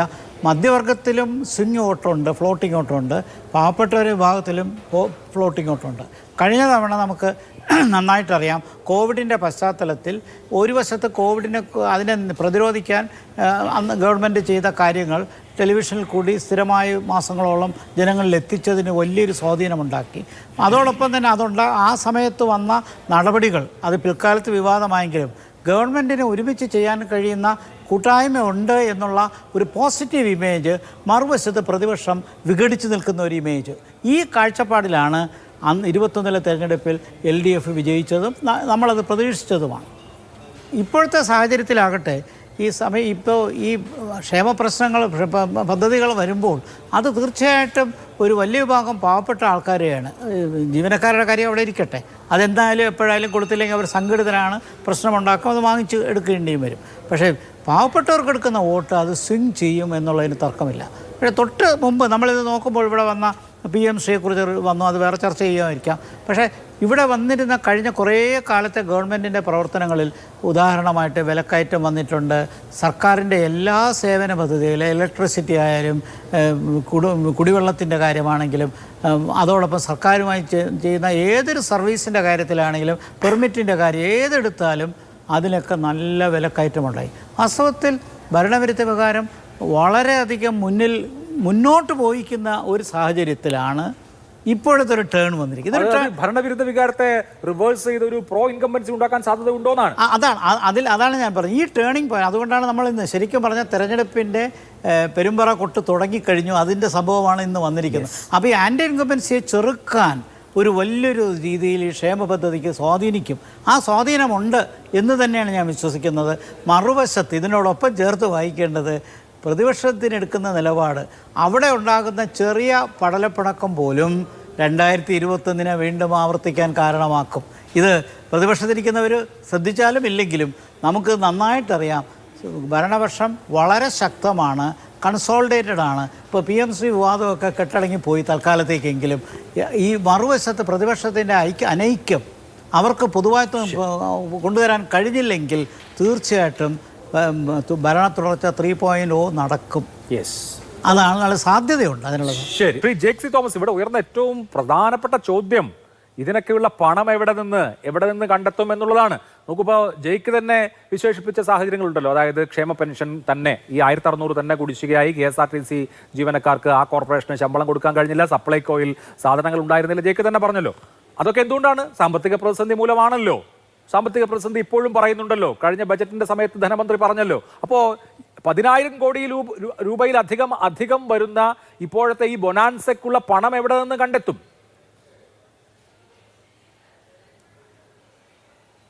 തീർച്ചയായിട്ടും ആ ചോദ്യം പ്രസക്തമാണ്, പ്രധാനപ്പെട്ടതാണ്. അത് എന്തായാലും കേരളത്തിന്റെ സാമ്പത്തിക സ്ഥിതിയുമായി ബന്ധപ്പെട്ടിട്ടുള്ളതാണല്ലോ. അപ്പൊ അതിനെ സംബന്ധിച്ച് ഞാൻ മനസ്സിലാക്കുന്നു BJPയുടെ പ്രതിനിധി തന്നെയാണ് ഏറ്റവും കൂടുതൽ രൂക്ഷമായ പരിഹാസങ്ങൾ, വിമർശനങ്ങൾ, പാതിബന്ധ നുണകൾ അതൊക്കെയാണ് അവരുടെ ചോദ്യത്തിന്റെ ഭാഗമായിട്ട് ഉയർന്നു വന്നത്. അവർ ചോദിക്കുന്നു, ഈ 4 ലക്ഷം കോടിയിലധികം വരുന്ന കടക്കെണിയുള്ള കേരളം എങ്ങനെ സർവൈവ് ചെയ്യും, എങ്ങനെ ഇത്തരം കാര്യങ്ങൾ കൊടുത്തു തീർക്കും? അവർ കൃത്യമായി ചോദിച്ചത് ഇത് എന്ന് കൊടുക്കും, ഇത് എങ്ങനെ കൊടുക്കും, അങ്ങനെയാണ് ചോദിച്ചത്. അങ്ങ് എനിക്ക് തോന്നുന്നു BJPയുടെ പ്രതിനിധിയെങ്കിലും അല്പസമയമെങ്കിലും നമ്മുടെ മുഖ്യമന്ത്രിയുടെ വാർത്താ സമ്മേളനത്തിലെ ഒരു വാചകം കണ്ടിരുന്നുവെങ്കിൽ എന്ന് എങ്ങനെ എന്നുള്ള ചോദ്യങ്ങൾക്ക് ഈ ചർച്ചയിൽ പ്രസക്തി ഉണ്ടാകുമായിരുന്നില്ല. കാരണം നവംബർ മാസം 1 കേരളപ്പിറവി ആഘോഷത്തിനായി നമ്മുടെ നാട് തയ്യാറെടുക്കുന്ന സമയം മുതൽ ഈ പറയുന്ന എല്ലാ പദ്ധതികളും നിലവിൽ വരും. നവംബർ മാസവും ഡിസംബർ മാസവും ജാനുവരിയും ഫെബ്രുവരിയും മാർച്ചും ഏപ്രിലും അങ്ങനെ സംസ്ഥാന നിയമസഭാ തെരഞ്ഞെടുപ്പിന് മുമ്പ് ഈ 5 മാസവും ഇടതടവുകൾ ഇല്ലാതെ തന്നെ ഈ ഗവൺമെന്റ് തന്നെ പണം കൊടുക്കും. എങ്ങനെ പണം കൊടുക്കുമെന്ന ചോദ്യം പ്രസക്തമാണ്. അതിന് നമുക്ക് ഉപോത്ബലകമായി സ്വീകരിക്കാൻ കഴിയുന്ന ഒരു നല്ല അടിസ്ഥാന വിവരം എന്ന് പറയുന്നത് കേരളത്തിലെ ധനകാര്യ വകുപ്പിന്റെ കാര്യങ്ങളൊന്നും നമുക്ക് ശേഖരിക്കേണ്ടതല്ലോ. യൂണിയൻ ഗവൺമെന്റിനോട് ചേർന്ന് പ്രവർത്തിക്കുന്ന ഇത്തരം കാര്യങ്ങളെ സംബന്ധിച്ച് നമ്മുടെ എല്ലാ പാനലിസ്റ്റുകൾക്കും അഭിപ്രായ വ്യത്യാസം ഏറ്റവും കുറവുള്ള ഒരു ഏജൻസി ആയിരിക്കും C&AG, controller and auditor general, അല്ലെ? എന്നെക്കാൾ നന്നായിട്ട് ആദരണീയനായ ഡോക്ടർ G. ഗോപകുമാറിന് ആ റിപ്പോർട്ടിനെയൊക്കെ സംബന്ധിച്ച് ഈ ചർച്ചയിൽ സംസാരിക്കാൻ വേണ്ടി കഴിയും. പക്ഷെ പ്രത്യേകത എന്താണ്? ഈ കടത്തിന്റെ ആധിക്യത്തിൽ കേരളമാകെ തകർന്ന് തരിപ്പണമാകുന്നതെന്ന് മനപ്പായസം ഉണ്ടിരുന്ന കേരളത്തിലെ വഞ്ചക വലതുപക്ഷമുണ്ടല്ലോ, RSS മുതൽ ജമാഅത്തെ ഇസ്ലാമി വരെ, കോൺഗ്രസ് മുതൽ ലീഗ് വരെ, ഈ സംഘടിത സംഘം ആകെ കേരളത്തിൽ ചില മാധ്യമങ്ങളുടെ കൂടെ സഹായത്തോടു കൂടെ ഈ സ്വപ്നം കണ്ടിരുന്നു. ആ സ്വപ്നം ഇപ്പൊ എവിടെ പോയി എന്നുള്ളതാണ് എന്റെ ചോദ്യം. അങ്ങ് ചോദിച്ചില്ലേ, നമ്മുടെ ഈ ട്രഷറിയിൽ എലി പറ്റി കിടക്കുകയാണോ, തപ്പി നോക്കിയാൽ എലിയല്ലേ കിട്ടുന്നതെന്ന്? തപ്പി നോക്കിയാൽ എലിയെ കിട്ടുന്ന അപകടപൂർണമായ കടക്കണിയുള്ള 13 ഇന്ത്യൻ സംസ്ഥാനങ്ങളുടെ പേര് അങ്ങയുടെ ഗവൺമെന്റ് ഏജൻസിയായ, അങ്ങയുടെ രാഷ്ട്രീയത്താൽ നയിക്കപ്പെടുന്ന നമ്മുടെ യൂണിയൻ ഗവൺമെന്റിന്റെ ഏജൻസിയായ C&AG പറഞ്ഞിട്ടുണ്ട്. ബഹുമാനിയായ BJP നേതാവ് ആ 13 സംസ്ഥാനങ്ങൾ ഏതൊക്കെയാണെന്ന് അറിയുമോ? നമ്മൾ കടത്തെ വിലയിരുത്തേണ്ടത് എങ്ങനെയാണ്? ഒന്നുമില്ലെങ്കിലും ഈ ചർച്ചയിൽ കടത്തിന്റെ മാനകമായി സ്വീകരിക്കേണ്ടത് ഡെപ്റ്റ് ടു GSDP റേഷ്യോ ആണെന്നുള്ള കാര്യത്തിൽ G. ഗോപകുമാർ സാർ അഭിപ്രായ വ്യത്യാസം പറയാൻ സാധ്യതയില്ലല്ലോ. ആ ഡെപ്റ്റ് ടു GSDP റേഷ്യോ പരിശോധിച്ചാൽ ജമ്മു ആൻഡ് കാശ്മീരിന്റെ കടം എത്രയാണ്?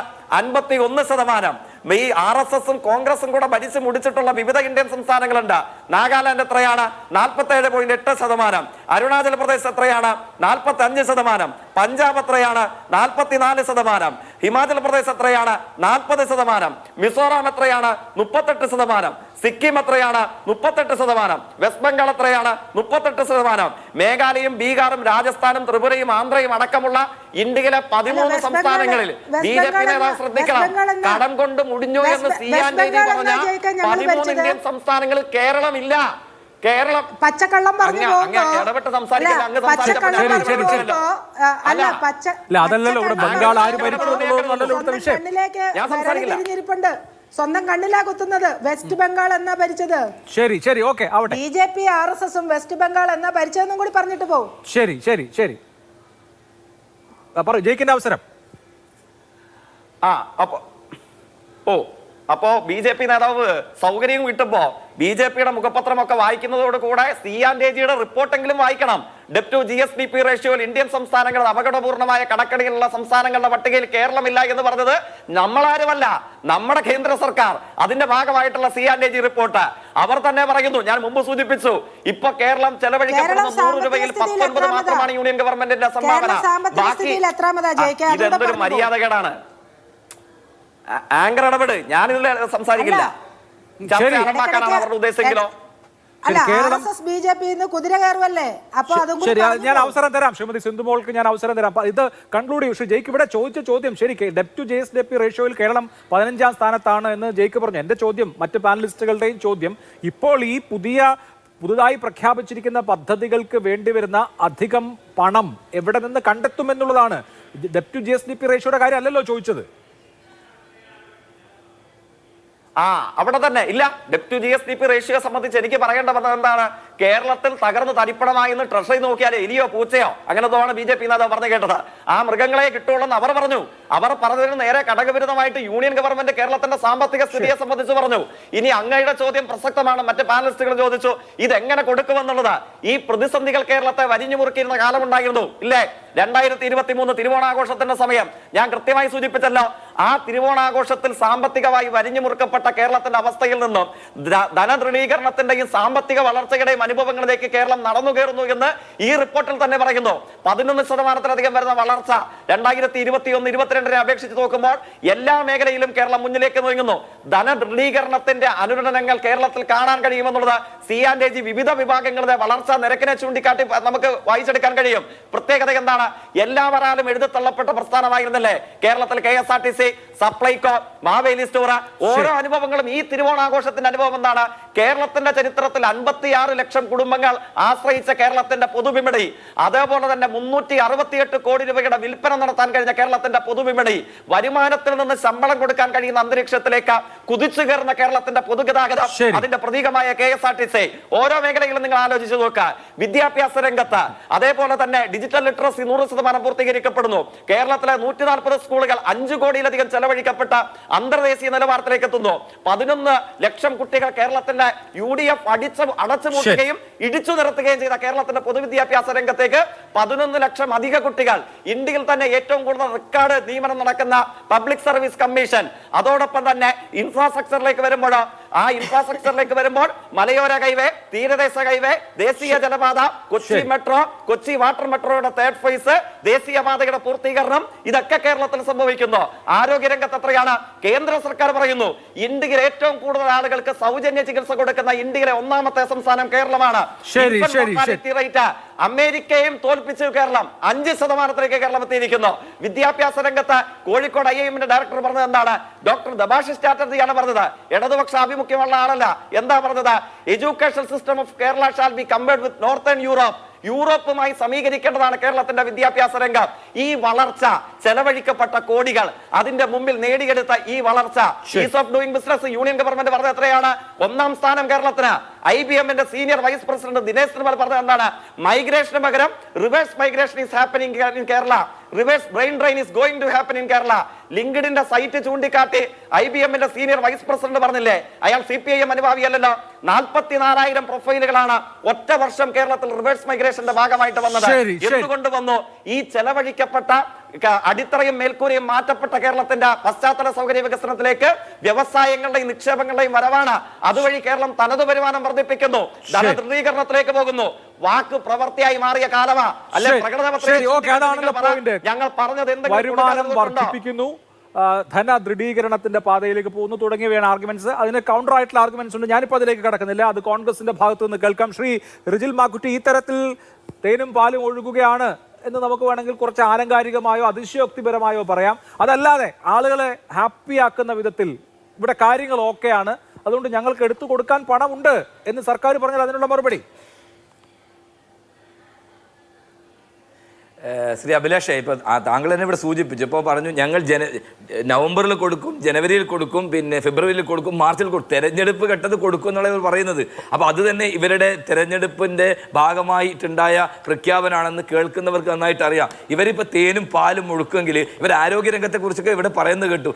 ഈ കേരളത്തിലെ ആരോഗ്യരംഗത്തിൽ കേരളത്തിലെ മെഡിക്കൽ കോളേജിനകത്തുനിന്ന് വാർത്തകൾ പുറത്തു വന്നത് ആരാണ്? ഇടതുപക്ഷത്തിൻ്റെ ഡോക്ടറല്ലേ? തിരുവനന്തപുരം മെഡിക്കൽ കോളേജിൽ നിന്ന് അദ്ദേഹം അവിടെ പിന്നെ സർജറിക്ക് വന്ന ആളുകൾക്ക് അതിൻ്റെ എക്യുപ്മെൻറ്റ്സ് വാങ്ങാൻ പണമില്ലാതെ കൂട്ടിരിപ്പുകാരോട് പിരിവെടുത്തിട്ടാണ് ഇവിടെ സർജറി നടത്തുന്നത് എന്ന് ഈ കേരളത്തോട് പറഞ്ഞത് ഈ കേരളത്തിലാണ്. നമ്പർ 1 കേരളത്തിലാണ്. ആ കേരളത്തിലെ ആരോഗ്യ രംഗത്തിൻ്റെ അവസ്ഥയെക്കുറിച്ച് നിങ്ങൾ പരിശോധിക്കുമ്പോൾ മെഡിക്കൽ കോർപ്പറേഷൻ ഉൾപ്പെടെ എത്ര കോടിക്കണക്കിന് രൂപയാണ് ഇവർ പണം കൊടുക്കേണ്ടതായിട്ടുണ്ട് എന്നതിനെക്കുറിച്ചുള്ള കണക്ക് നമ്മുടെ മുമ്പിലാണ്. ഞാൻ ആരോഗ്യം മാത്രം വന്നത്. പിന്നെ ഈ നാട്ടിലെ ജനങ്ങൾ നിങ്ങൾക്ക് വോട്ട് ചെയ്യുമെന്ന് പറയുമ്പോൾ നിങ്ങൾ ഈ 5 തവണയാണ് കേരളത്തിൽ കേരളത്തിൽ ഇലക്ട്രിസിറ്റി ചാർജ് വർദ്ധിപ്പിച്ചത്. 3 തവണയാണ് നിങ്ങൾ വെള്ളക്കരം കൂട്ടിയത്. വീടുകളുടെ പെർമിറ്റ് ചാർജ് ഇപ്പം എത്രയാണ്? ഇന്ധന നികുതി നിങ്ങൾ പെൻഷൻ കൊടുക്കുമെന്ന് പറഞ്ഞിട്ടല്ലേ 2 രൂപ സെസ് ഏർപ്പെടുത്തിയത്. എന്നിട്ട് കുടിശ്ശിക എത്രയാ? ആ പെൻഷൻ ഈ പെട്രോളിനും ഡീസലിനും അധിക സെസ് ഏർപ്പെടുത്തി ഇവിടെ കേരളത്തിനകത്ത് പെൻഷൻ കൊടുക്കുമെന്ന് പറഞ്ഞിട്ട് ഞാൻ നേരത്തെ സൂചിപ്പിച്ചതുപോലെ ക്ഷേമനിധി പെൻഷൻ ഉൾപ്പെടെ കോടിക്കണക്കിന് കോടാനുകോടി രൂപയുടെ കുടിശ്ശിക എങ്ങനെ വന്നു? ആ പണം എവിടെയാണ് കൊണ്ട് നിങ്ങൾ ചെലവഴിച്ചത്? എന്നിട്ട് നിങ്ങൾ അതോടൊപ്പം തന്നെ പിന്നെ OP ടിക്കറ്റ് കൂട്ടി, മദ്യത്തിന്റെയും ലോട്ടറിയുടെയും ഇത് കൂട്ടി, ഓട്ടോറിക്ഷ അടക്കമുള്ള വാഹന പെർമിറ്റ് കൂടി. അങ്ങനെ നിങ്ങൾ കൂട്ടാതെ ഒരു സാധനം ഇവിടെയില്ല. ഇവിടെ വില കൂടാത്ത ഒറ്റ സാധനമുള്ളത് പിണറായി വിജയന്റെ വില മാത്രം കൂടാതെ ബാക്കി എല്ലാത്തിന്റെയും വില നിങ്ങൾ ഇവിടെ കൂട്ടിയിട്ടുണ്ട്. എന്നിട്ടാണ് നിങ്ങൾ പറയുന്നത് പാലും തേനും ഒഴുക്കാൻ പോകുന്നു. പിന്നെ പറയുന്നു നിങ്ങൾ RSSനെതിരായിട്ടുള്ള പോരാട്ടം. അത് പണ്ട് ശ്രീനിവാസൻ പറഞ്ഞത് പോളണ്ടിനെ കുറിച്ച് പറയാൻ പാടില്ല എന്ന് പറയുമ്പോൾ ഇനി CPM കാരൻ RSSന്റെ എതിരെ പറയാൻ പാടില്ല. കാരണം നിങ്ങൾ RSSന്റെ ഏജന്റാണ്. ആ RSSന്റെ ഏജന്റാണ് കേരളം ഭരിക്കുന്നത് എന്നുള്ളത് ഈ PM ശ്രീ പദ്ധതി ഇപ്പോ CPIയുടെ ഉഗ്രശാസനം കൊണ്ടും അവർ രാജിവെച്ച് പോകും എന്നുള്ളത് കൊണ്ടും നിങ്ങൾ ഈ തെരഞ്ഞെടുപ്പിനകത്ത് ഏറ്റവും വലിയ ക്ഷീണം നിങ്ങൾക്ക് ഉണ്ടാകും എന്നുള്ളത് കൊണ്ടാണ് നിങ്ങൾ തൽക്കാലം അത് മാറ്റിവെച്ചു എന്ന് പറയുന്നത്. തലയിൽ മുണ്ടിട്ട് പോയി ആരോടും അറിയാതെ ഡൽഹിയിൽ അമിത്ഷയുടെയും നരേന്ദ്രമോദിയുടെ കാല് പിടിച്ച് അവിടെ പോയി PM ശ്രീ പദ്ധതി ഒപ്പിട്ട് വന്ന പിണറായി വിജയൻ അത് നടപ്പാക്കുമെന്ന് ആവർത്തിച്ച് പറഞ്ഞ വിദ്യാഭ്യാസ മന്ത്രി. എന്നിട്ട് നിങ്ങൾ പ്രതിഷേധവും പ്രക്ഷോഭവും ഉണ്ടായപ്പോഴാണ് നിങ്ങളത് മാറ്റിയത്. അതുകൊണ്ട് നിങ്ങൾ അതുമാത്രമല്ല, ഇവർ RSSനെ പ്രതിരോധിക്കുന്നു കുറെ കാലമായി പറയുന്നത്. ശബരിമലയുടെ ആഗോള അയ്യപ്പ സംഘം നടത്തുമ്പോൾ യോഗി ആദിത്യനാഥിന്റെ സമ്മതപത്രം മംഗളപത്രം വായിച്ച് ഇതാണ് അഭിമാനം എന്ന് പറഞ്ഞ ആളുകൾക്ക് നിങ്ങൾക്ക് എന്ത് RSS വിരുദ്ധതയാണുള്ളത്? അതുമാത്രമാണോ? താങ്കൾ DYFI നേതാവല്ലേ? കൂത്തുപറമ്പിൽ നിങ്ങൾ 5 ആളുകളെ കൊലപ്പെടുത്തിയെന്ന് പറയുന്ന വെടിവെച്ച് കൊന്നുവന്നു ഉത്തരവിട്ട രവതാ ചന്ദ്രശേഖരല്ലേ ഇന്ന് DGP. എന്നിങ്ങനെയാണ് അയാൾ വന്നത്.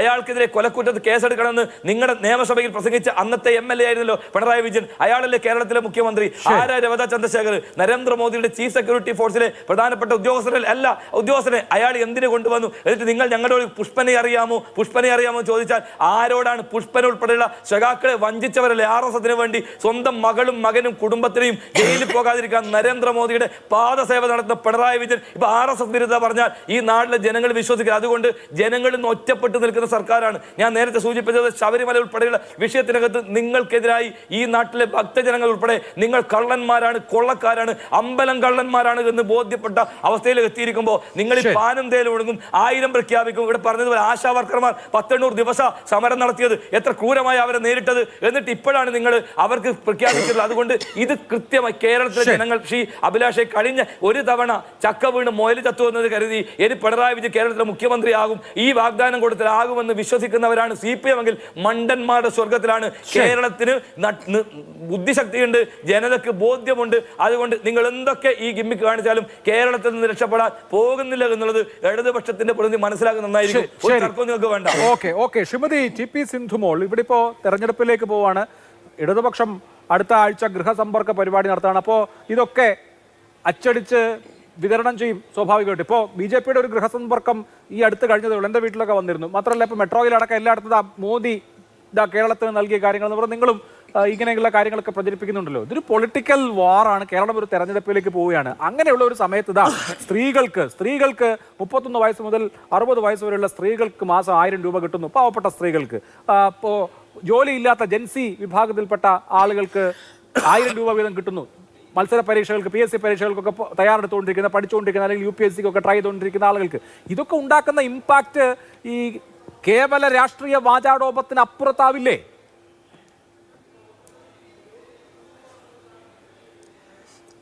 അഭിലാഷേ, ഞാൻ പറയാൻ ആഗ്രഹിക്കുന്നത് ജയിക്കിൻ്റെ പാർട്ടിയും ഗൃഹസമ്പർക്കത്തിന് പോകാൻ തുടങ്ങുന്നു എന്ന് അഭിലാഷാണ് പറഞ്ഞത്. എനിക്കറിയില്ല. ശരി, അങ്ങനെ എത്തുമ്പോൾ ചിലപ്പോൾ ചോദിക്കുന്നത് അല്ല, ഇവിടുത്തെ സ്ത്രീകൾക്ക് കുട്ടികൾക്കൊക്കെ ഈ പദ്ധതി വിഹിതം കിട്ടുന്നത് കൊണ്ട് ഞാൻ പറഞ്ഞില്ലേ, ആദ്യമേ പറഞ്ഞു, പാവപ്പെട്ടവർക്ക് അല്ലാത്തവർക്ക് സ്ത്രീകൾക്കൊക്കെ എന്തെങ്കിലും നല്ല കാര്യങ്ങൾ ചെയ്യുന്നുവെങ്കിൽ അതിനെ സ്വമനസാലെ സ്വാഗതം ചെയ്യുന്നു. പക്ഷെ ഇവർ വാതിലുകളിൽ മുട്ടി വാതിൽ തുറന്ന് പുറത്തു വരുന്നവർ ചോദിക്കുന്നത് കട്ട മുതലുമായിട്ടാണോ വന്നത് എന്ന് ചോദിക്കുമോ എന്നുള്ള ഒരു ചിന്തയേ എനിക്കുള്ളൂ. മിക്കയിടത്തും അത് ചോദിക്കും. കട്ട മുതലുമായിട്ടാണോ വന്നത്? 10 വർഷം കട്ട മുതലുമായിട്ടാണോ ഇപ്പോൾ ഞങ്ങളെ തേടി വന്നത് എന്ന് ഇവിടുത്തെ ജനാധിപത്യ വിശ്വാസികൾ, അത് പാവപ്പെട്ട സ്ത്രീകളായാലും കുഞ്ഞുങ്ങളായാലും ഇവരോട് ചോദിക്കും. കാരണം ഇവിടുത്തെ ജനങ്ങൾ കണ്ണീരൊഴുക്കിയ സമയത്തൊന്നും ഇവർ കൂടെ നിന്നിട്ടില്ല അഭിലാഷ്. ഇപ്പോൾ ഈ വരാൻ പോകുന്ന തെരഞ്ഞെടുപ്പിന് മുന്നോടിയായി ഇവിടെ ആരോ പറഞ്ഞതുപോലെ 5 മാസത്തേക്കുള്ള ഒരു പാക്കേജ് അത് ഇവരുടെ കയ്യിലുണ്ടാവും. ഞാൻ പറഞ്ഞില്ലേ 5 മാസം ഇവർക്ക് വളരെ നിസ്സാരമാണ്. അതിനുള്ളതൊക്കെ ഇവരുണ്ടാക്കി വെച്ചിട്ടുണ്ട്. ഇവിടെ ജയിക്കാൻ ഞാൻ പറയട്ടെ, നിങ്ങൾ ഈ ആവേശപൂർവ്വം പറഞ്ഞ പദ്ധതികളൊക്കെ ഇവിടെ നടപ്പിലാക്കിയിട്ടുണ്ടെങ്കിൽ എല്ലാ പദ്ധതികളുടെയും 60% തരുന്നത് കേന്ദ്ര ഗവൺമെന്റാ. ആ 60% കേന്ദ്ര ഗവൺമെന്റ് തരുന്നതിൽ ഒരു 40% ഇടാനില്ലാത്ത നിർത്തിവെച്ച എത്രയോ പദ്ധതികളുണ്ട്. ആയുഷ്മാൻ ഭാരത്, 70 വയസ്സ് കഴിഞ്ഞ എല്ലാവർക്കും സൗജന്യ ചികിത്സ നിങ്ങൾ നടപ്പിലാക്കിയിട്ടുണ്ടോ? എത്രയോ വൻ പദ്ധതികൾ കേന്ദ്രം ഈ നാട്ടിൽ കൊണ്ടുവന്നിട്ട് നിങ്ങൾ നടപ്പിലാക്കിയോ? ഇവിടുത്തെ ആരോഗ്യമന്ത്രി വീണ ജോർജ് പറഞ്ഞല്ലോ, പ്രാഥമിക ആരോഗ്യ കേന്ദ്രങ്ങളെ ഇവിടെ കേന്ദ്ര ഗവൺമെന്റ് ബ്രാൻഡ് ചെയ്യുന്നു, അതുകൊണ്ട് ഇതൊന്നും ഇവിടെ നടപ്പിലാവില്ല എന്ന് പറഞ്ഞിട്ടൊരു വെല്ലുവിളി നടത്തിയല്ലോ. ഇപ്പോൾ ഞാൻ കണ്ടു ചെങ്ങളം ഉൾപ്പെടെയുള്ള പല ആരോഗ്യ കേന്ദ്രങ്ങളിലും ബ്രാൻഡ് ചെയ്യലല്ല, അത് ഏതു പദ്ധതിയാണ്, അവിടെ എന്ത് എഴുതണമെന്നൊന്ന് പറഞ്ഞത് അതേപോലെ അനുസരിച്ച് എഴുതി വെച്ചിട്ടുണ്ടല്ലോ വീണ ജോർജും നിങ്ങളുടെ സർക്കാരും. അതുപോലെ തന്നെ PM ശ്രീയും ഞങ്ങൾക്കറിയാം. നിങ്ങൾ തൽക്കാലം ഈ ഗിമിക്സ് കാണിക്കുന്നതേ ഉള്ളൂ. ഇലക്ഷൻ കഴിയുമ്പോൾ നിങ്ങൾ കൈയും നീട്ടി വരും. PM ശ്രീ ഞങ്ങൾക്ക് വേണമെന്ന് പറഞ്ഞത് ഞങ്ങൾക്കറിയാം. കേന്ദ്ര ഗവൺമെന്റ് ഇവിടെ കൊണ്ടുവരുന്ന പദ്ധതികൾ വർഗീയത നോക്കിയിട്ടോ വർഗം നോക്കിയിട്ടോ വർണ്ണം നോക്കിയിട്ടോ അല്ല എന്ന് മനസ്സിലാക്കാനുള്ള കേവല ബുദ്ധി അത് ഇവിടുത്തെ ജനങ്ങൾക്കൊണ്ട് ജയിക്കേ. അതുകൊണ്ട് ഞങ്ങൾ ഇന്ന് ആദ്യത്തെ ഗൃഹസമ്പർക്കം പൂർത്തിയാക്കി കഴിഞ്ഞിരിക്കുക. നിങ്ങൾ ഇറങ്ങുന്നല്ലേ ഉള്ളൂ. ഈ പ്രഖ്യാപനം വന്നിട്ടല്ലേ നിങ്ങൾ ഇറങ്ങാനിരുന്നത്. പക്ഷെ നിങ്ങൾ ചെല്ലുമ്പോൾ നിങ്ങളോട് ചോദിക്കാൻ 100 ചോദ്യങ്ങൾ ഇവിടുത്തെ ജനങ്ങൾക്കുണ്ടാവും. ഇന്ന് ഏറ്റവും കൂടുതൽ ചർച്ച ചെയ്യപ്പെടുന്ന ശബരിമല കൊള്ള ഉൾപ്പെടെ ഇവിടുത്തെ സ്ത്രീകൾ നിങ്ങളോട് ചോദിക്കും ജയിക്കെ. അതും കൂടി കേൾക്കാൻ തയ്യാറായിട്ട് നിങ്ങൾ ഗൃഹസമ്പർക്കത്തിന് ഇറങ്ങിക്കോളൂ. ഒരു കാര്യം കൂടി പറയട്ടെ, മുഖ്യമന്ത്രി പറഞ്ഞു ഇത് അതിദാരിദ്ര്യമില്ലാത്ത സംസ്ഥാനമായി ആദ്യത്തെ സംസ്ഥാനമായി മാറിയെന്ന്. ജയിക്കിനെ ഞാൻ വെല്ലുവിളിക്കുക. ജയിക്ക് കൊച്ചിയിൽ വരാമോ? കൊച്ചിയിൽ ഇവിടുത്തെ കോർപ്പറേഷൻ ഡിവിഷനുകളിൽ ഞാൻ കൊണ്ടുപോകാം. ഞങ്ങൾ കണ്ടുപിടിച്ചു തരാം അതിദാരിദ്ര്യമുള്ള വീടുകൾ. ഇവിടെ ഒരു ഡിവിഷൻ കൗൺസിലറുടെ ആ കോർപ്പറേഷനിൽ ഞാൻ അത് എടുത്ത് ഏതാണ് കോർപ്പറേഷൻ എന്ന് പറയുന്നില്ല, അവിടെ 5 വീടുകൾ ഞങ്ങൾ കണ്ടെത്തി അതിദാരിദ്ര്യമുള്ളത്. ദാരിദ്ര്യമുള്ള വീടുകൾ, അതിദാരിദ്ര്യവും ദാരിദ്ര്യവും രണ്ടായിട്ടല്ല നിങ്ങൾ പറയുന്നത്. ദാരിദ്ര്യമുള്ള വീടുകൾ ഒട്ടനവധിയുണ്ട് ജയിക്കെ. നിങ്ങൾ ഇവിടെ ദാരിദ്ര്യ നിർമ്മാർജ്ജനം നടത്തിയെന്ന് പറയുന്നത് 10 വർഷത്തിനിടയിൽ ഏതാണ്ട് 2.72 ലക്ഷം ആളുകൾക്ക് അതിദാരിദ്ര്യത്തിൽ നിന്ന് നിങ്ങൾ മോചിപ്പിച്ചു എന്നാ പറയുന്നത്. ഇവിടെ നിങ്ങൾ വടക്കോട്ട് നോക്കി BJPയെ വെല്ലുവിളിക്കുന്നുണ്ടല്ലോ. ഞാൻ ജയിക്കിന് കണക്ക് തരാം. ഉത്തർപ്രദേശിലെ 5.93 കോടി കുടുംബങ്ങളാണ് അതിദാരിദ്ര്യത്തിൽ നിന്ന് മുക്തരായിരിക്കുന്നത്. ബീഹാറിൽ 3.77 കോടി, മധ്യപ്രദേശിൽ 2.30 കോടി, രാജസ്ഥാനിൽ 1.87 കോടി, മഹാരാഷ്ട്രയിൽ 1.59 കോടി. ജയിക്കാൻ ഞാൻ വെല്ലുവിളിക്കുക. കേരളം ഈ അതിദാരിദ്ര്യമില്ല എന്ന് നമ്മുടെ മുഖ്യമന്ത്രി കള്ളം പറഞ്ഞിരിക്കുകയാണ്. അതിദാരിദ്ര്യമുള്ള ഒട്ടനവധി കോർപ്പറേഷനുകൾ, മുനിസിപ്പാലിറ്റികൾ, പഞ്ചായത്തുകൾ ഇന്നും കേരളത്തിലുണ്ട്. കണക്കെടുത്തു തരാൻ ഞങ്ങൾ BJPക്കാർ തയ്യാറാണ്. ശരി, ഓക്കെ. ജയിക്ക് വെല്ലുവിളി ഏറ്റെടുക്കുന്നോ? ശരി, ഞാൻ കാണിച്ചു തരാം. ഞാൻ കാണിച്ചു തരാം. ശരി, ഓക്കെ, ഓക്കെ. മറുപടി പറയാം. ഒന്നും നടന്നിട്ടില്ല ജയിക്ക്. ശരി, ശരി. അതിദാരിദ്ര്യം ലഘൂകരിക്കപ്പെട്ടിട്ടില്ല എന്നുള്ളതാണല്ലോ BJPയുടെ വാദം. 2-3 ലക്ഷം കോടിയിൽ നിന്ന് അതിലും കൂടുതലാകാൻ പോവുക കേരളത്തിലെ കടം. ശരി, ഓക്കെ, ഓക്കെ. ശ്രീ ഹസ്കർ, ഇന്നത്തെ മറ്റൊരു പ്രധാനപ്പെട്ട ഡെവലപ്മെന്റ് PM ശ്രീ പദ്ധതി നടപ്പാക്കലുമായി ബന്ധപ്പെട്ട് ഞങ്ങൾ ഇപ്പോൾ ഇത് നടപ്പാക്കുന്നില്ല എന്ന് കാണിച്ച് കേന്ദ്രത്തിന് കത്ത് നൽകണമെന്ന CPIയുടെ ശാഠ്യം വിജയിച്ചിരിക്കുന്നു എന്നുള്ളതാണ്. സാധാരണ നിലയിൽ പിണറായി വിജയൻ എടുത്ത ഒരു തീരുമാനത്തിൽ നിന്ന് അങ്ങനെ പിന്മാറാറുള്ളതല്ല. ഇവിടെ അദ്ദേഹം കോംപ്രമൈസിന് വിധേയനായിരിക്കുന്നു എന്ന് മാത്രമല്ല CPI ഈ കാര്യത്തിൽ CPIയുടെ പോയിന്റ് വിജയിപ്പിച്ചിരിക്കുകയുമാണ്. അത് സാധാരണ നിലയിൽ നമ്മൾ പ്രതീക്ഷിക്കാത്ത വിധത്തിലുള്ള ഒരു പിന്മാറ്റമാണ് CPMന്റെ ഭാഗത്ത് അല്ലെങ്കിൽ പിണറായി വിജയൻ പേഴ്സണലായി തന്നെ എടുത്തിട്ടുള്ള ഒരു തീരുമാനത്തിൽ നിന്നുള്ള പിന്മാറ്റമാണല്ലോ. അതെങ്ങനെ സംഭവിച്ചു എന്ന് താങ്കൾ വിചാരിക്കുന്നു? ഇതൊരു വലിയേട്ടൻ മനോഭാവത്തിന് ഏറ്റ തിരിച്ചടിയാണോ അതോ തന്ത്രപരമായ പിന്മാറ്റമാണോ? അഭിലാഷ്, ഇതിലൊരു ജയപരാജയ തീരുമാനം അങ്ങനെയൊന്നും മാറ്റിയിരിക്കേണ്ട ആവശ്യമില്ല. കാരണം CPMന്റെ രൂപീകരണം തന്നെ CPIയുടെ ദേശീയ കൗൺസിലിൽ നിന്ന് 32 പേർ ഇറങ്ങി വന്നതിന് ശേഷം രൂപീകരിച്ചതാണ്. പക്ഷേ 1964 ശേഷം 15 കൊല്ലം കഴിയുമ്പോൾ 79 എത്തുമ്പോൾ CPIയുമായി ചേർന്ന് കേരളത്തിൽ ഒരു മുന്നണി സംവിധാനം രൂപപ്പെടുന്നു. 46 കൊല്ലമായി കേരളത്തിൽ ഇടതുപക്ഷ ജനാധിപത്യ മുന്നണി ഉണ്ടായിട്ട്. ഈ 46 കൊല്ലത്തെ രാഷ്ട്രീയ ചരിത്രം പരിശോധിച്ചതിൽ പല വ്യത്യസ്ത അഭിപ്രായങ്ങളും CPI ആയിട്ടുണ്ടായിട്ടുണ്ട്. പക്ഷേ അതൊക്കെ ചർച്ചകളിലൂടെ പരിഹരിക്കാൻ കഴിഞ്ഞിട്ടുണ്ട്. 7 കൊല്ലം സമാനമായിട്ടുള്ള സാഹചര്യം ശ്രീ തോമസ് ചാണ്ടിയുടെ രാജി ആവശ്യപ്പെട്ടുകൊണ്ട് CPI മന്ത്രിമാർ എടുത്തിട്ടുള്ളതാണ്. CPIയുടെ സംസ്ഥാന കൗൺസിൽ എടുത്തിട്ടുള്ളതാണ്. അതും പരിഹരിച്ചതാണ്. ഇപ്പോൾ സംഭവിച്ചത് എന്താ? നിങ്ങൾ കരുതിയിരുന്നതും വിമർശകർ കരുതിയിരുന്നതും പ്രതിപക്ഷം കരുതിയിരുന്നതുമായ മലർപ്പൊടിക്കാരൻ്റെ സ്വപ്നം സാക്ഷാത്കരിക്കാൻ കഴിഞ്ഞില്ല.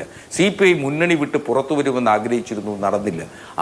ആ മനോവേദനയിലാണ് പലരും ഇപ്പോൾ പറയുന്നത് ഇത് CPM സർവാത്മന പരാജയപ്പെട്ടു അല്ലെങ്കിൽ വിട്ടുവീഴ്ച ചെയ്തു എന്നുള്ളത്.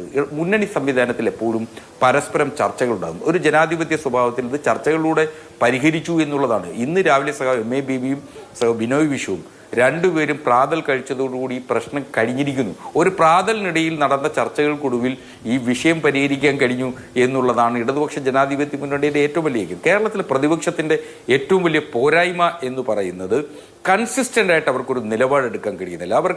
ഒരു വിഷയം ഏറ്റെടുക്കുന്നു, ആ വിഷയത്തെ കൺസിസ്റ്റൻ്റ് ആയിട്ട് കേരളത്തിലെ ജനങ്ങൾക്ക് മുമ്പിൽ നിർത്താൻ കഴിയുന്നില്ല എന്ന വലിയ പരാജയത്തിലാണ് കേരളത്തിൻ്റെ പ്രതിപക്ഷം. അതുകൊണ്ട് തന്നെയാണ് ഇപ്പോൾ നേരത്തെ ഗോപകുമാർ സാർ പറഞ്ഞതുപോലെ തന്നെ ഇത് കേരളം 3.0 എന്ന് പറയുന്ന സാഹചര്യത്തിലേക്ക് LDF നുള്ള സാധ്യതകൾ കൂടുന്നത് എന്നുള്ളതാണ്. കേരളത്തിൽ കഴിഞ്ഞ 10 കൊല്ലമായി നടപ്പിലാക്കി വന്നിട്ടുള്ള ജനക്ഷേമ പ്രവർത്തനങ്ങൾ ജനങ്ങൾക്കിടയിൽ വലിയ മാറ്റം ഉണ്ടാക്കും. 33 ലക്ഷം സ്ത്രീകൾക്ക് ലഭിക്കാൻ പോകുന്നത്, ഇപ്പോൾ പറയുന്നു 200ഓളം ആശമാർ കഴിഞ്ഞ കുറേ നാളുകളായി സമരം ചെയ്യുന്നു. 22,000 ചില്ലുവാൻ ആളുകളുടെ 200 പേരുടെ സമരത്തെ അത് നിസ്സാരവൽക്കരിച്ചല്ല കാണുന്നത്. പക്ഷേ അവർക്കിപ്പോൾ 1000 രൂപയുടെ ഓണറേറിയം അതും കുടിശ്ശികയടക്കം കൊടുത്തു തീർക്കാൻ ഒരു സംസ്ഥാന സർക്കാർ തീരുമാനിച്ചിരിക്കുന്നു എന്ന് പറയുന്നത് ചെറിയ കാര്യമല്ല. പിന്നെ കേരളം ഒരു അതിദരിദ്രരില്ലാത്ത സംസ്ഥാനമായി പ്രഖ്യാപിക്കുന്നു. പല വികസിത രാജ്യങ്ങൾക്കും സോഷ്യലിസ്റ്റ് കൺട്രീസിന് പോലും നാളിതുവരെ സാധിക്കാൻ കഴിയാത്തൊരു കാര്യമാണ് കേരളത്തിൽ നടപ്പിലാക്കാൻ പോകുന്നത്. അപ്പോൾ പറയുകയാണ് അതിദരിദ്രരുണ്ട്, ഇന്നയിടത്ത് അതിദരിദ്രരുണ്ട്, അവരെ ഞങ്ങൾ കാണിച്ചു തരാം, ഞങ്ങൾ കൊണ്ടെത്തിക്കാം. അത് പറയുന്നതാരാ? ഇന്ത്യ ഭരിക്കുന്ന രാഷ്ട്രീയ പാർട്ടിയുടെ പ്രതിനിധിയാണ് പറയുന്നത് ഇന്ത്യയിൽ ദരിദ്രത ഇന്നടത്തൊക്കെ ഇരിപ്പുണ്ടെന്ന്. ഇത് സംസ്ഥാനത്തിന്റെ മാത്രമല്ല, കേരളത്തിൽ നിന്ന് ലഭിക്കുന്ന റവന്യൂവിന്റെ 63% കേന്ദ്രം കൊണ്ടുപോകുന്നത്. തിരിച്ചു വരുന്നു അല്ല ഭാസ്കർ സാർ, അല്ല ഞാൻ പറയട്ടെ ഇത് എന്റെ സമയമല്ലേ മാഡം. കോർപ്പറേഷനിലുണ്ടെന്നാ പറഞ്ഞത്. ആരാ മാറ്റേണ്ടത് സാർ? അല്ല നമ്മൾ അതിനകത്ത് നമുക്ക് അങ്ങനെ ഒരു തർക്കമുണ്ട്. ഇപ്പൊ ആയിക്കോട്ടെ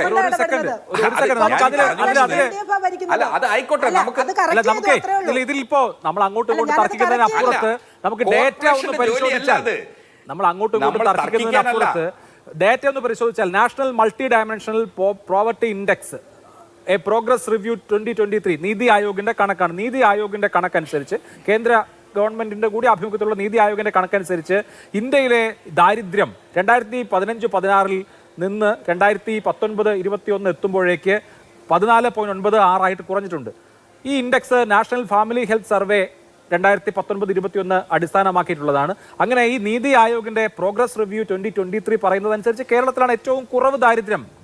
ആ റിപ്പോർട്ട് പറയുന്നത് Kerala has lowest 0.55% and Bihar has the highest 33.76% level of poverty എന്നാണ്. അതായത് ദാരിദ്ര്യം 33% ബീഹാറിലെങ്കിൽ കേരളത്തിൽ അത് 0.55% മാത്രമേ ഉള്ളൂ. കേരള ആ തരത്തിൽ നമ്മൾ പരമ്പരാഗതമായി തന്നെ കേരളത്തിലെ അതിദാരിദ്ര്യവും ദാരിദ്ര്യവും ഒക്കെ കുറഞ്ഞു വരികയാണല്ലോ. നമ്മളൊരു സോഷ്യലി ഡെവലപ്ഡ് ആയിട്ടുള്ള സ്റ്റേറ്റ് ആണെന്ന് നമുക്ക് അറിയുകയും ചെയ്യാം. അപ്പോൾ അങ്ങനെ ഈ പറയുന്ന താരതമ്യം എന്ന് പറയുന്നത് നമുക്ക് ഈ നീതി ആയോഗിന്റെ ഡാറ്റയുടെ അടിസ്ഥാനത്തിലായിരിക്കും കുറച്ചുകൂടി ജനങ്ങൾക്ക് മനസ്സിലാവുന്നത് പോലെ അവതരിപ്പിക്കാൻ കഴിയാന്നാണ് എനിക്ക് തോന്നുന്നത്. പെട്ടെന്നൊരു ഇടവേള എടുക്കുന്നതിന് മുമ്പ് ഒരു വാചകം കൂട്ടിച്ചേർത്തോളൂ ഭാസ്കർ.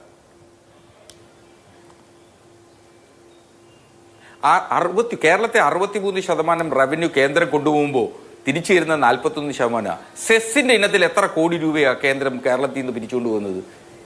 ഏതെങ്കിലും സെസ്സിന്റെ വിഹിതം കേരളത്തിൽ വരുന്നു? കേരളത്തിന് ലഭിക്കേണ്ട ഗ്രാന്റുകൾ തരുന്നുണ്ടോ? എന്നിട്ടാണ് ഇപ്പോൾ കേരളത്തിന്റെ അതിദരിദ്രരില്ലാത്ത സംസ്ഥാനമായി പ്രഖ്യാപിക്കുമ്പോൾ ഇങ്ങനെ വിമിഷ്ടപ്പെട്ടിട്ട് കാര്യമില്ല. കേരളം ഇല്ലാതാകണമെന്നാണ് നിങ്ങൾ. അതൊക്കെ പൊളിറ്റിക്സ് ആണ്. ജെയ്ക്സി തോമസ്, കേരളത്തെ സംബന്ധിച്ച് ഇപ്പോൾ നോക്കിയാൽ ജയ്ക്ക് നേരത്തെ ഉദാഹരിച്ച അമേരിക്കയ്ക്ക് താഴെയായ ശിശു മരണ നിരക്കിന്റെ കാര്യം പറഞ്ഞില്ലേ? കേരളം രൂപം കൊള്ളുന്ന 1956 അല്ലെങ്കിൽ 57 ദേശീയ ശരാശരി ശിശു മരണ നിരക്കാവട്ടെ, മരണ നിരക്കാവട്ടെ, ലിറ്ററസി ആവട്ടെ എത്രയായിരുന്നു? കേരളത്തിൻ്റെ എത്രയായിരുന്നു? നമ്മളൊന്ന് താരതമ്യം ചെയ്താലോ? വളരെ പരമ്പരാഗതമായി തന്നെ കേരളം സാമൂഹ്യമായി ഡെവലപ്ഡ് ആയിട്ടുള്ള നാഷണൽ ആവറേജിനേക്കാൾ വളരെ വളരെ മെച്ചപ്പെട്ട നിലയിലുള്ള സംസ്ഥാനമാണ്. മാറി മാറി വന്ന ഭരണകൂടങ്ങൾക്ക് അത് കൂടുതൽ മെച്ചപ്പെടുത്തിയതിൽ പങ്കുണ്ട് എന്നുള്ളത് സമ്മതിക്കാം. എന്നുള്ളതിനപ്പുറത്ത് ഇതെല്ലാം മാന്ത്രിക വടി വീശി ഉണ്ടാക്കിയ ഒരു സംഭവമല്ല എന്നുള്ളത് ഒന്നാമത്തെ കാര്യം. രണ്ടാമത്തെ, ഇപ്പൊ നേരത്തെ ജയ്ക്ക് ഡെപ്റ്റ് ടു GSDP റേഷ്യോ 2015 കേരളമില്ല എന്ന് CAGയുടെ റിപ്പോർട്ട് ആസ്പദമാക്കി പറഞ്ഞല്ലോ. അതേ CAGയുടെ ജയ്ക്ക് പറഞ്ഞ അതേ റിപ്പോർട്ടിൽ തന്നെ പറയുന്ന കാര്യം നോക്കൂ. സംസ്ഥാനത്തിന്റെ മൊത്തം വരുമാനത്തിന് 80% സ്വന്തമായി കണ്ടെത്തുന്ന ഹരിയാനയാണ് ഇന്ത്യയിൽ സാമ്പത്തികമായി ഏറ്റവും മെച്ചപ്പെട്ട നിലയിലുള്ള സംസ്ഥാനം. അങ്ങനെ സാമ്പത്തികമായി മെച്ചപ്പെട്ട 16 സംസ്ഥാനങ്ങളുടെ പട്ടികയിൽ കേരളമില്ല. 16 സംസ്ഥാനങ്ങൾ, ഇന്ത്യയിലെ 16 സംസ്ഥാനങ്ങളിൽ സാമ്പത്തികമായി മെച്ചപ്പെട്ട സംസ്ഥാനങ്ങൾ കേരളമില്ല. വരുമാന കമ്മി നേരിടുന്ന 12 സംസ്ഥാനങ്ങളുടെ കൂട്ടത്തിലാണ് താങ്കൾ ഉദ്ധരിച്ച അതേ CAG റിപ്പോർട്ട് അനുസരിച്ച് കേരളം. അപ്പോൾ അങ്ങനെ ഒരു സാഹചര്യം നമ്മൾ കാണണം. അതിൽ അഡ്മിനിസ്ട്രേഷന് കൂടി റോളുണ്ടല്ലോ. അങ്ങനെ വരുമാന കമ്മി നേരിടുന്ന ഈ സംസ്ഥാനം, ചെലവും വരുമാനവും തമ്മിലുള്ള അന്തരം നേരിടുന്ന ഈ സംസ്ഥാനം പുതുതായി വെൽഫെയർ മെഷേഴ്സിന് വേണ്ടി എങ്ങനെയാണ് 10,000-ഓ 15,000-ഓ കോടി കണ്ടെത്തുക എന്നുള്ളതാണ് നമ്മുടെ മുമ്പിലുള്ള വിഷയം. തീർച്ചയായിട്ടും അങ്ങ് പ്രസക്തമായ ചില വിമർശനങ്ങൾ CNDG കോട്ട് ചെയ്തുകൊണ്ട് തന്നെ സൂചിപ്പിച്ചു. ആ വിമർശനങ്ങളിലേക്ക് വരിക തന്നെ ചെയ്യാം. സ്വാഭാവികമായി അത്തരം ഒരു ചർച്ച വികസിക്കണമെന്നുള്ളതാണ് ഞാനും ആഗ്രഹിച്ചത്. പ്രത്യേകിച്ച് സാമ്പത്തിക വിദഗ്ധർ അടങ്ങുന്ന പാനൽ നമ്മുടെ ഈ ചർച്ചയിലുണ്ട് എന്നുള്ളതുകൊണ്ട്. പക്ഷെ നിർഭാഗ്യവശാൽ അങ്ങ് ശ്രദ്ധിച്ചിട്ടുണ്ടാകുമല്ലോ, ഞാൻ കോട്ട് ചെയ്തത് അത്രയും നമ്മളുടെ നാട്ടിൽ സംഭവിച്ചു കഴിഞ്ഞ വസ്തുതാപൂർണമായ വാർത്തകൾ, വിവരങ്ങൾ, യൂണിയൻ ഗവൺമെന്റ് കേരളത്തിന് നൽകിയ അവാർഡ്, പുരസ്കാരങ്ങൾ, ഇതിനെയൊക്കെ സംബന്ധിച്ചാണ്. ആ ചോദ്യങ്ങളോടും ആ വിവരങ്ങളോടും പ്രകടന പത്രികയിൽ നടപ്പിലാക്കപ്പെട്ട വാഗ്ദാനങ്ങളുടെ കേരളീയ അനുഭവങ്ങളോടുമൊന്നും ബഹുമാനീയരായ കോൺഗ്രസിന്റെയോ BJPയുടെയോ പ്രതിനിധികൾക്ക് ഒരു വാക്കുകൊണ്ടുപോലും പ്രതികരിക്കാനില്ല. ഒരു വാക്കുകൊണ്ട് പോലും. ഞാൻ എത്ര ആവർത്തി പറഞ്ഞു, ഇപ്പൊ അങ്ങ് സൂചിപ്പിച്ച ഇൻഫന്റ് മോർട്ടാലിറ്റി റേറ്റ്, അപൂർവമായ ചില കാര്യങ്ങൾ കേരളത്തിന് ഇത്തരത്തിലുള്ള പരമ്പരാഗതമായ ഒരു ശക്തിയുണ്ട്. ബാക്കി അത്രയും കേരളം എങ്ങനെ നേടിയെടുത്തതാണ്? നമ്മൾ പോരടിച്ച് നേടിയെടുത്തതല്ലേ?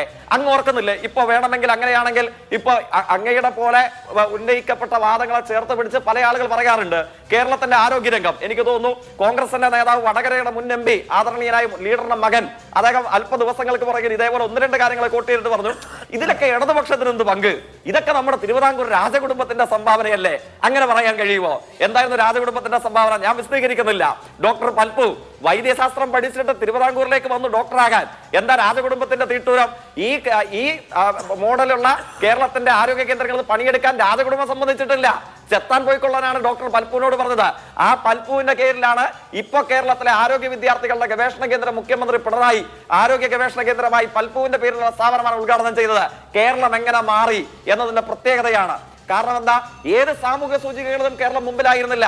എങ്ങനെയാണ് വിവേകാനന്ദ സ്വാമികളുടെ കേരളത്തെ സംബന്ധിച്ചുള്ള നിർവചനം? ലുണാറ്റിക് അസൈലം എന്നായിരുന്നില്ലേ? ഭ്രാന്തന്മാരുടെ അഭയസ്ഥാനം. ആ നിലയിലായിരുന്നില്ലേ കേരളത്തെ കണ്ടെത്തിയിരുന്നത്? അപ്പോ കേരളത്തിൽ മാറി മാറി വന്ന ഗവൺമെന്റുകളുടെ നിർണായക സംഭാവന എന്ന് പറയുന്നത് അരാഷ്ട്രീയമായ ഒരു അശ്ലീലതയാണ്. ഞാൻ ഇപ്പോൾ അതിന്റെ സൂക്ഷ്മതകളും മറ്റ് വിശദാംശങ്ങളിലേക്ക് പോകുന്നില്ല. ഈ ആരോഗ്യരംഗത്തെ കുറിച്ച് തന്നെ BJP നേതാവ് പറഞ്ഞല്ലോ, ഞാൻ ആങ്കറുടെ PCR ടീമിന് അയച്ചു കൊടുത്തിട്ടുണ്ട്. എന്തായിരുന്നു കേരളത്തിൽ ആയുഷ്മാൻ ഭാരത് പദ്ധതിയുടെ പ്രോത്ഘാടന ദിവസം യൂണിയൻ ഗവൺമെന്റിന്റെ ആരോഗ്യമന്ത്രി കേരളത്തിൽ അങ്ങിപ്പോ പരിഹസിച്ച നമ്മുടെ ആരോഗ്യമന്ത്രി ഉണ്ടല്ലോ, ആദരണീയായ വീണ ജോർജ്, അവർക്കൊരു അവാർഡ് നൽകി. BJP നേതാവ് കേൾക്കണം, എന്താ അവാർഡിന്റെ പേരെന്നറിയുമോ? Kerala was awarded for being the number 1 state in providing the highest number of free medical treatments in public. ഏത്? അങ്ങയുടെ പാർട്ടി നയിക്കുന്ന കേന്ദ്ര സർക്കാർ അങ്ങിപ്പോ പരിഹസിച്ച വീണ ജോർജിനെ വിളിച്ച് ആയുഷ്മാൻ ഭാരതിന്റെ പ്രോത്ഘാടന ദിവസം ഒരു അവാർഡ് നൽകി. ഇന്ത്യയിൽ ഏറ്റവും കൂടുതൽ രോഗികൾക്ക് 46 ലക്ഷത്തിലധികം വരുന്ന സാധാരണക്കാർക്ക് 1638 കോടി രൂപയുടെ സൗജന്യ ചികിത്സ പ്രതിവർഷം ഉറപ്പാക്കിയ ഇന്ത്യയിലെ 1ാമത്തെ സംസ്ഥാനം. BJP അവാർഡ് അവാർഡ് വാങ്ങി. BJP നേതാവ് സമയം കിട്ടുമ്പോ ഇതൊക്കെ പരിശോധിക്കണം. അത് ഒരു രംഗത്തെ കുറിച്ച് മാത്രമാണോ? അതിന്റെ വിവരങ്ങളും സോഷ്യൽ ഡെവലപ്മെന്റ് ഇൻഡെക്സിൽ അതിന്റെ വിവിധ മാനകങ്ങളിൽ കേരളം മുമ്പിലാണ്. അക്കാര്യത്തിൽ തർക്കമില്ല. ഇവിടെ ആരെങ്കിലും അതിൽ തർക്കം ഉന്നയിച്ചോ എന്ന് എനിക്കറിയില്ല. എന്തായാലും എനിക്ക് അതിൽ തർക്കമൊന്നുമില്ല. പക്ഷേ കേരളം എന്ന സംസ്ഥാനം വരുമാന കമ്മി നേരിടുന്ന സംസ്ഥാനമാണ്. ചെലവും വരുമാനവും പൊരുത്തപ്പെടാത്ത ഡെഫിസിറ്റ് ഉള്ള സംസ്ഥാനമാണ്. എങ്ങനെയാണ് ക്ഷേമ പദ്ധതികൾക്ക് വരുമാനം വർദ്ധിപ്പിക്കാതെ അധികമായി പണം കണ്ടെത്തുക എന്നൊരു മൗലികമായ പ്രശ്നം അവിടെ നിൽക്കുന്നുണ്ട്. അല്ലാതെ സോഷ്യൽ ഡെവലപ്മെന്റ് ഇൻഡെക്സിൽ അതിന്റെ വിവിധ പാരാമീറ്റേഴ്സിൽ കേരളം മുമ്പിലാണ് എന്ന് ഞാൻ സമ്മതിക്കുന്നു. അത് അങ്ങനെ അല്ല എന്ന് ആരെങ്കിലും പറയുന്നുണ്ടോ? ഇല്ലല്ലോ. അഭിലാഷേ, അവിടെയാണ് അങ്ങയുടെ തെറ്റിദ്ധാരണ, അല്ലെങ്കിൽ ഭാഗികമായ തെറ്റിദ്ധാരണ. അങ്ങ് BJP നേതാവിന്റെ ഗിരിപ്രഭാഷണം പരിശോധിച്ചാൽ മതി. ദാരിദ്ര്യമുക്തിയിൽ കേരളം എവിടെയും ഇല്ല എന്നും. ഞാൻ NFHSന്റെ സർവേ അങ്ങേക്ക് അയച്ചു തന്നല്ല. യൂണിയൻ ഗവൺമെന്റിന്റെ ഭാഗമായിട്ടുള്ള ഏജൻസി പരിശോധിച്ചിട്ട് ഇറാഡിക്കേഷനിലേക്ക് കേരളം പോകുമ്പോൾ അതാ BJP നേതാവ് കേരളത്തിൽ പിണറായി വിജയൻ 10 കൊല്ലം ഭരിച്ചുകൊണ്ടല്ല. കേരളത്തിലെ മാറി വാന്ന് പറഞ്ഞ സർക്കാരുകളാണ് കേരളത്തിന്റെ ദാരിദ്ര്യ രംഗത്തും ആരോഗ്യ രംഗം മുന്നേറ്റം ഉണ്ടാക്കിയത്. പിണറായി വിജയന്റെ മൊത്ത കച്ചവടമല്ല. ഒന്ന് വേഗം സമയം കഴിഞ്ഞു. പിന്നെ ഒരു കാര്യം അഭിലാഷേ, ഇവര് പറഞ്ഞു ഞങ്ങളൊക്കെ പ്രഖ്യാപിക്കും 11,000 കോടിയാണ് ഇടുക്കി പാക്കേജ് പ്രഖ്യാപിച്ചത്, 10,000 കോടിയാണ് വയനാട് പാക്കേജ് തീരദേശ പാക്കേജ് പ്രഖ്യാപിച്ചത്, വയനാട് പാക്കേജ് പ്രഖ്യാപിച്ചത്. എവിടെ ആ പാക്കേജുകളൊക്കെ? അതൊക്കെ ആവിയായി പോയിരിക്കുകയാണ്.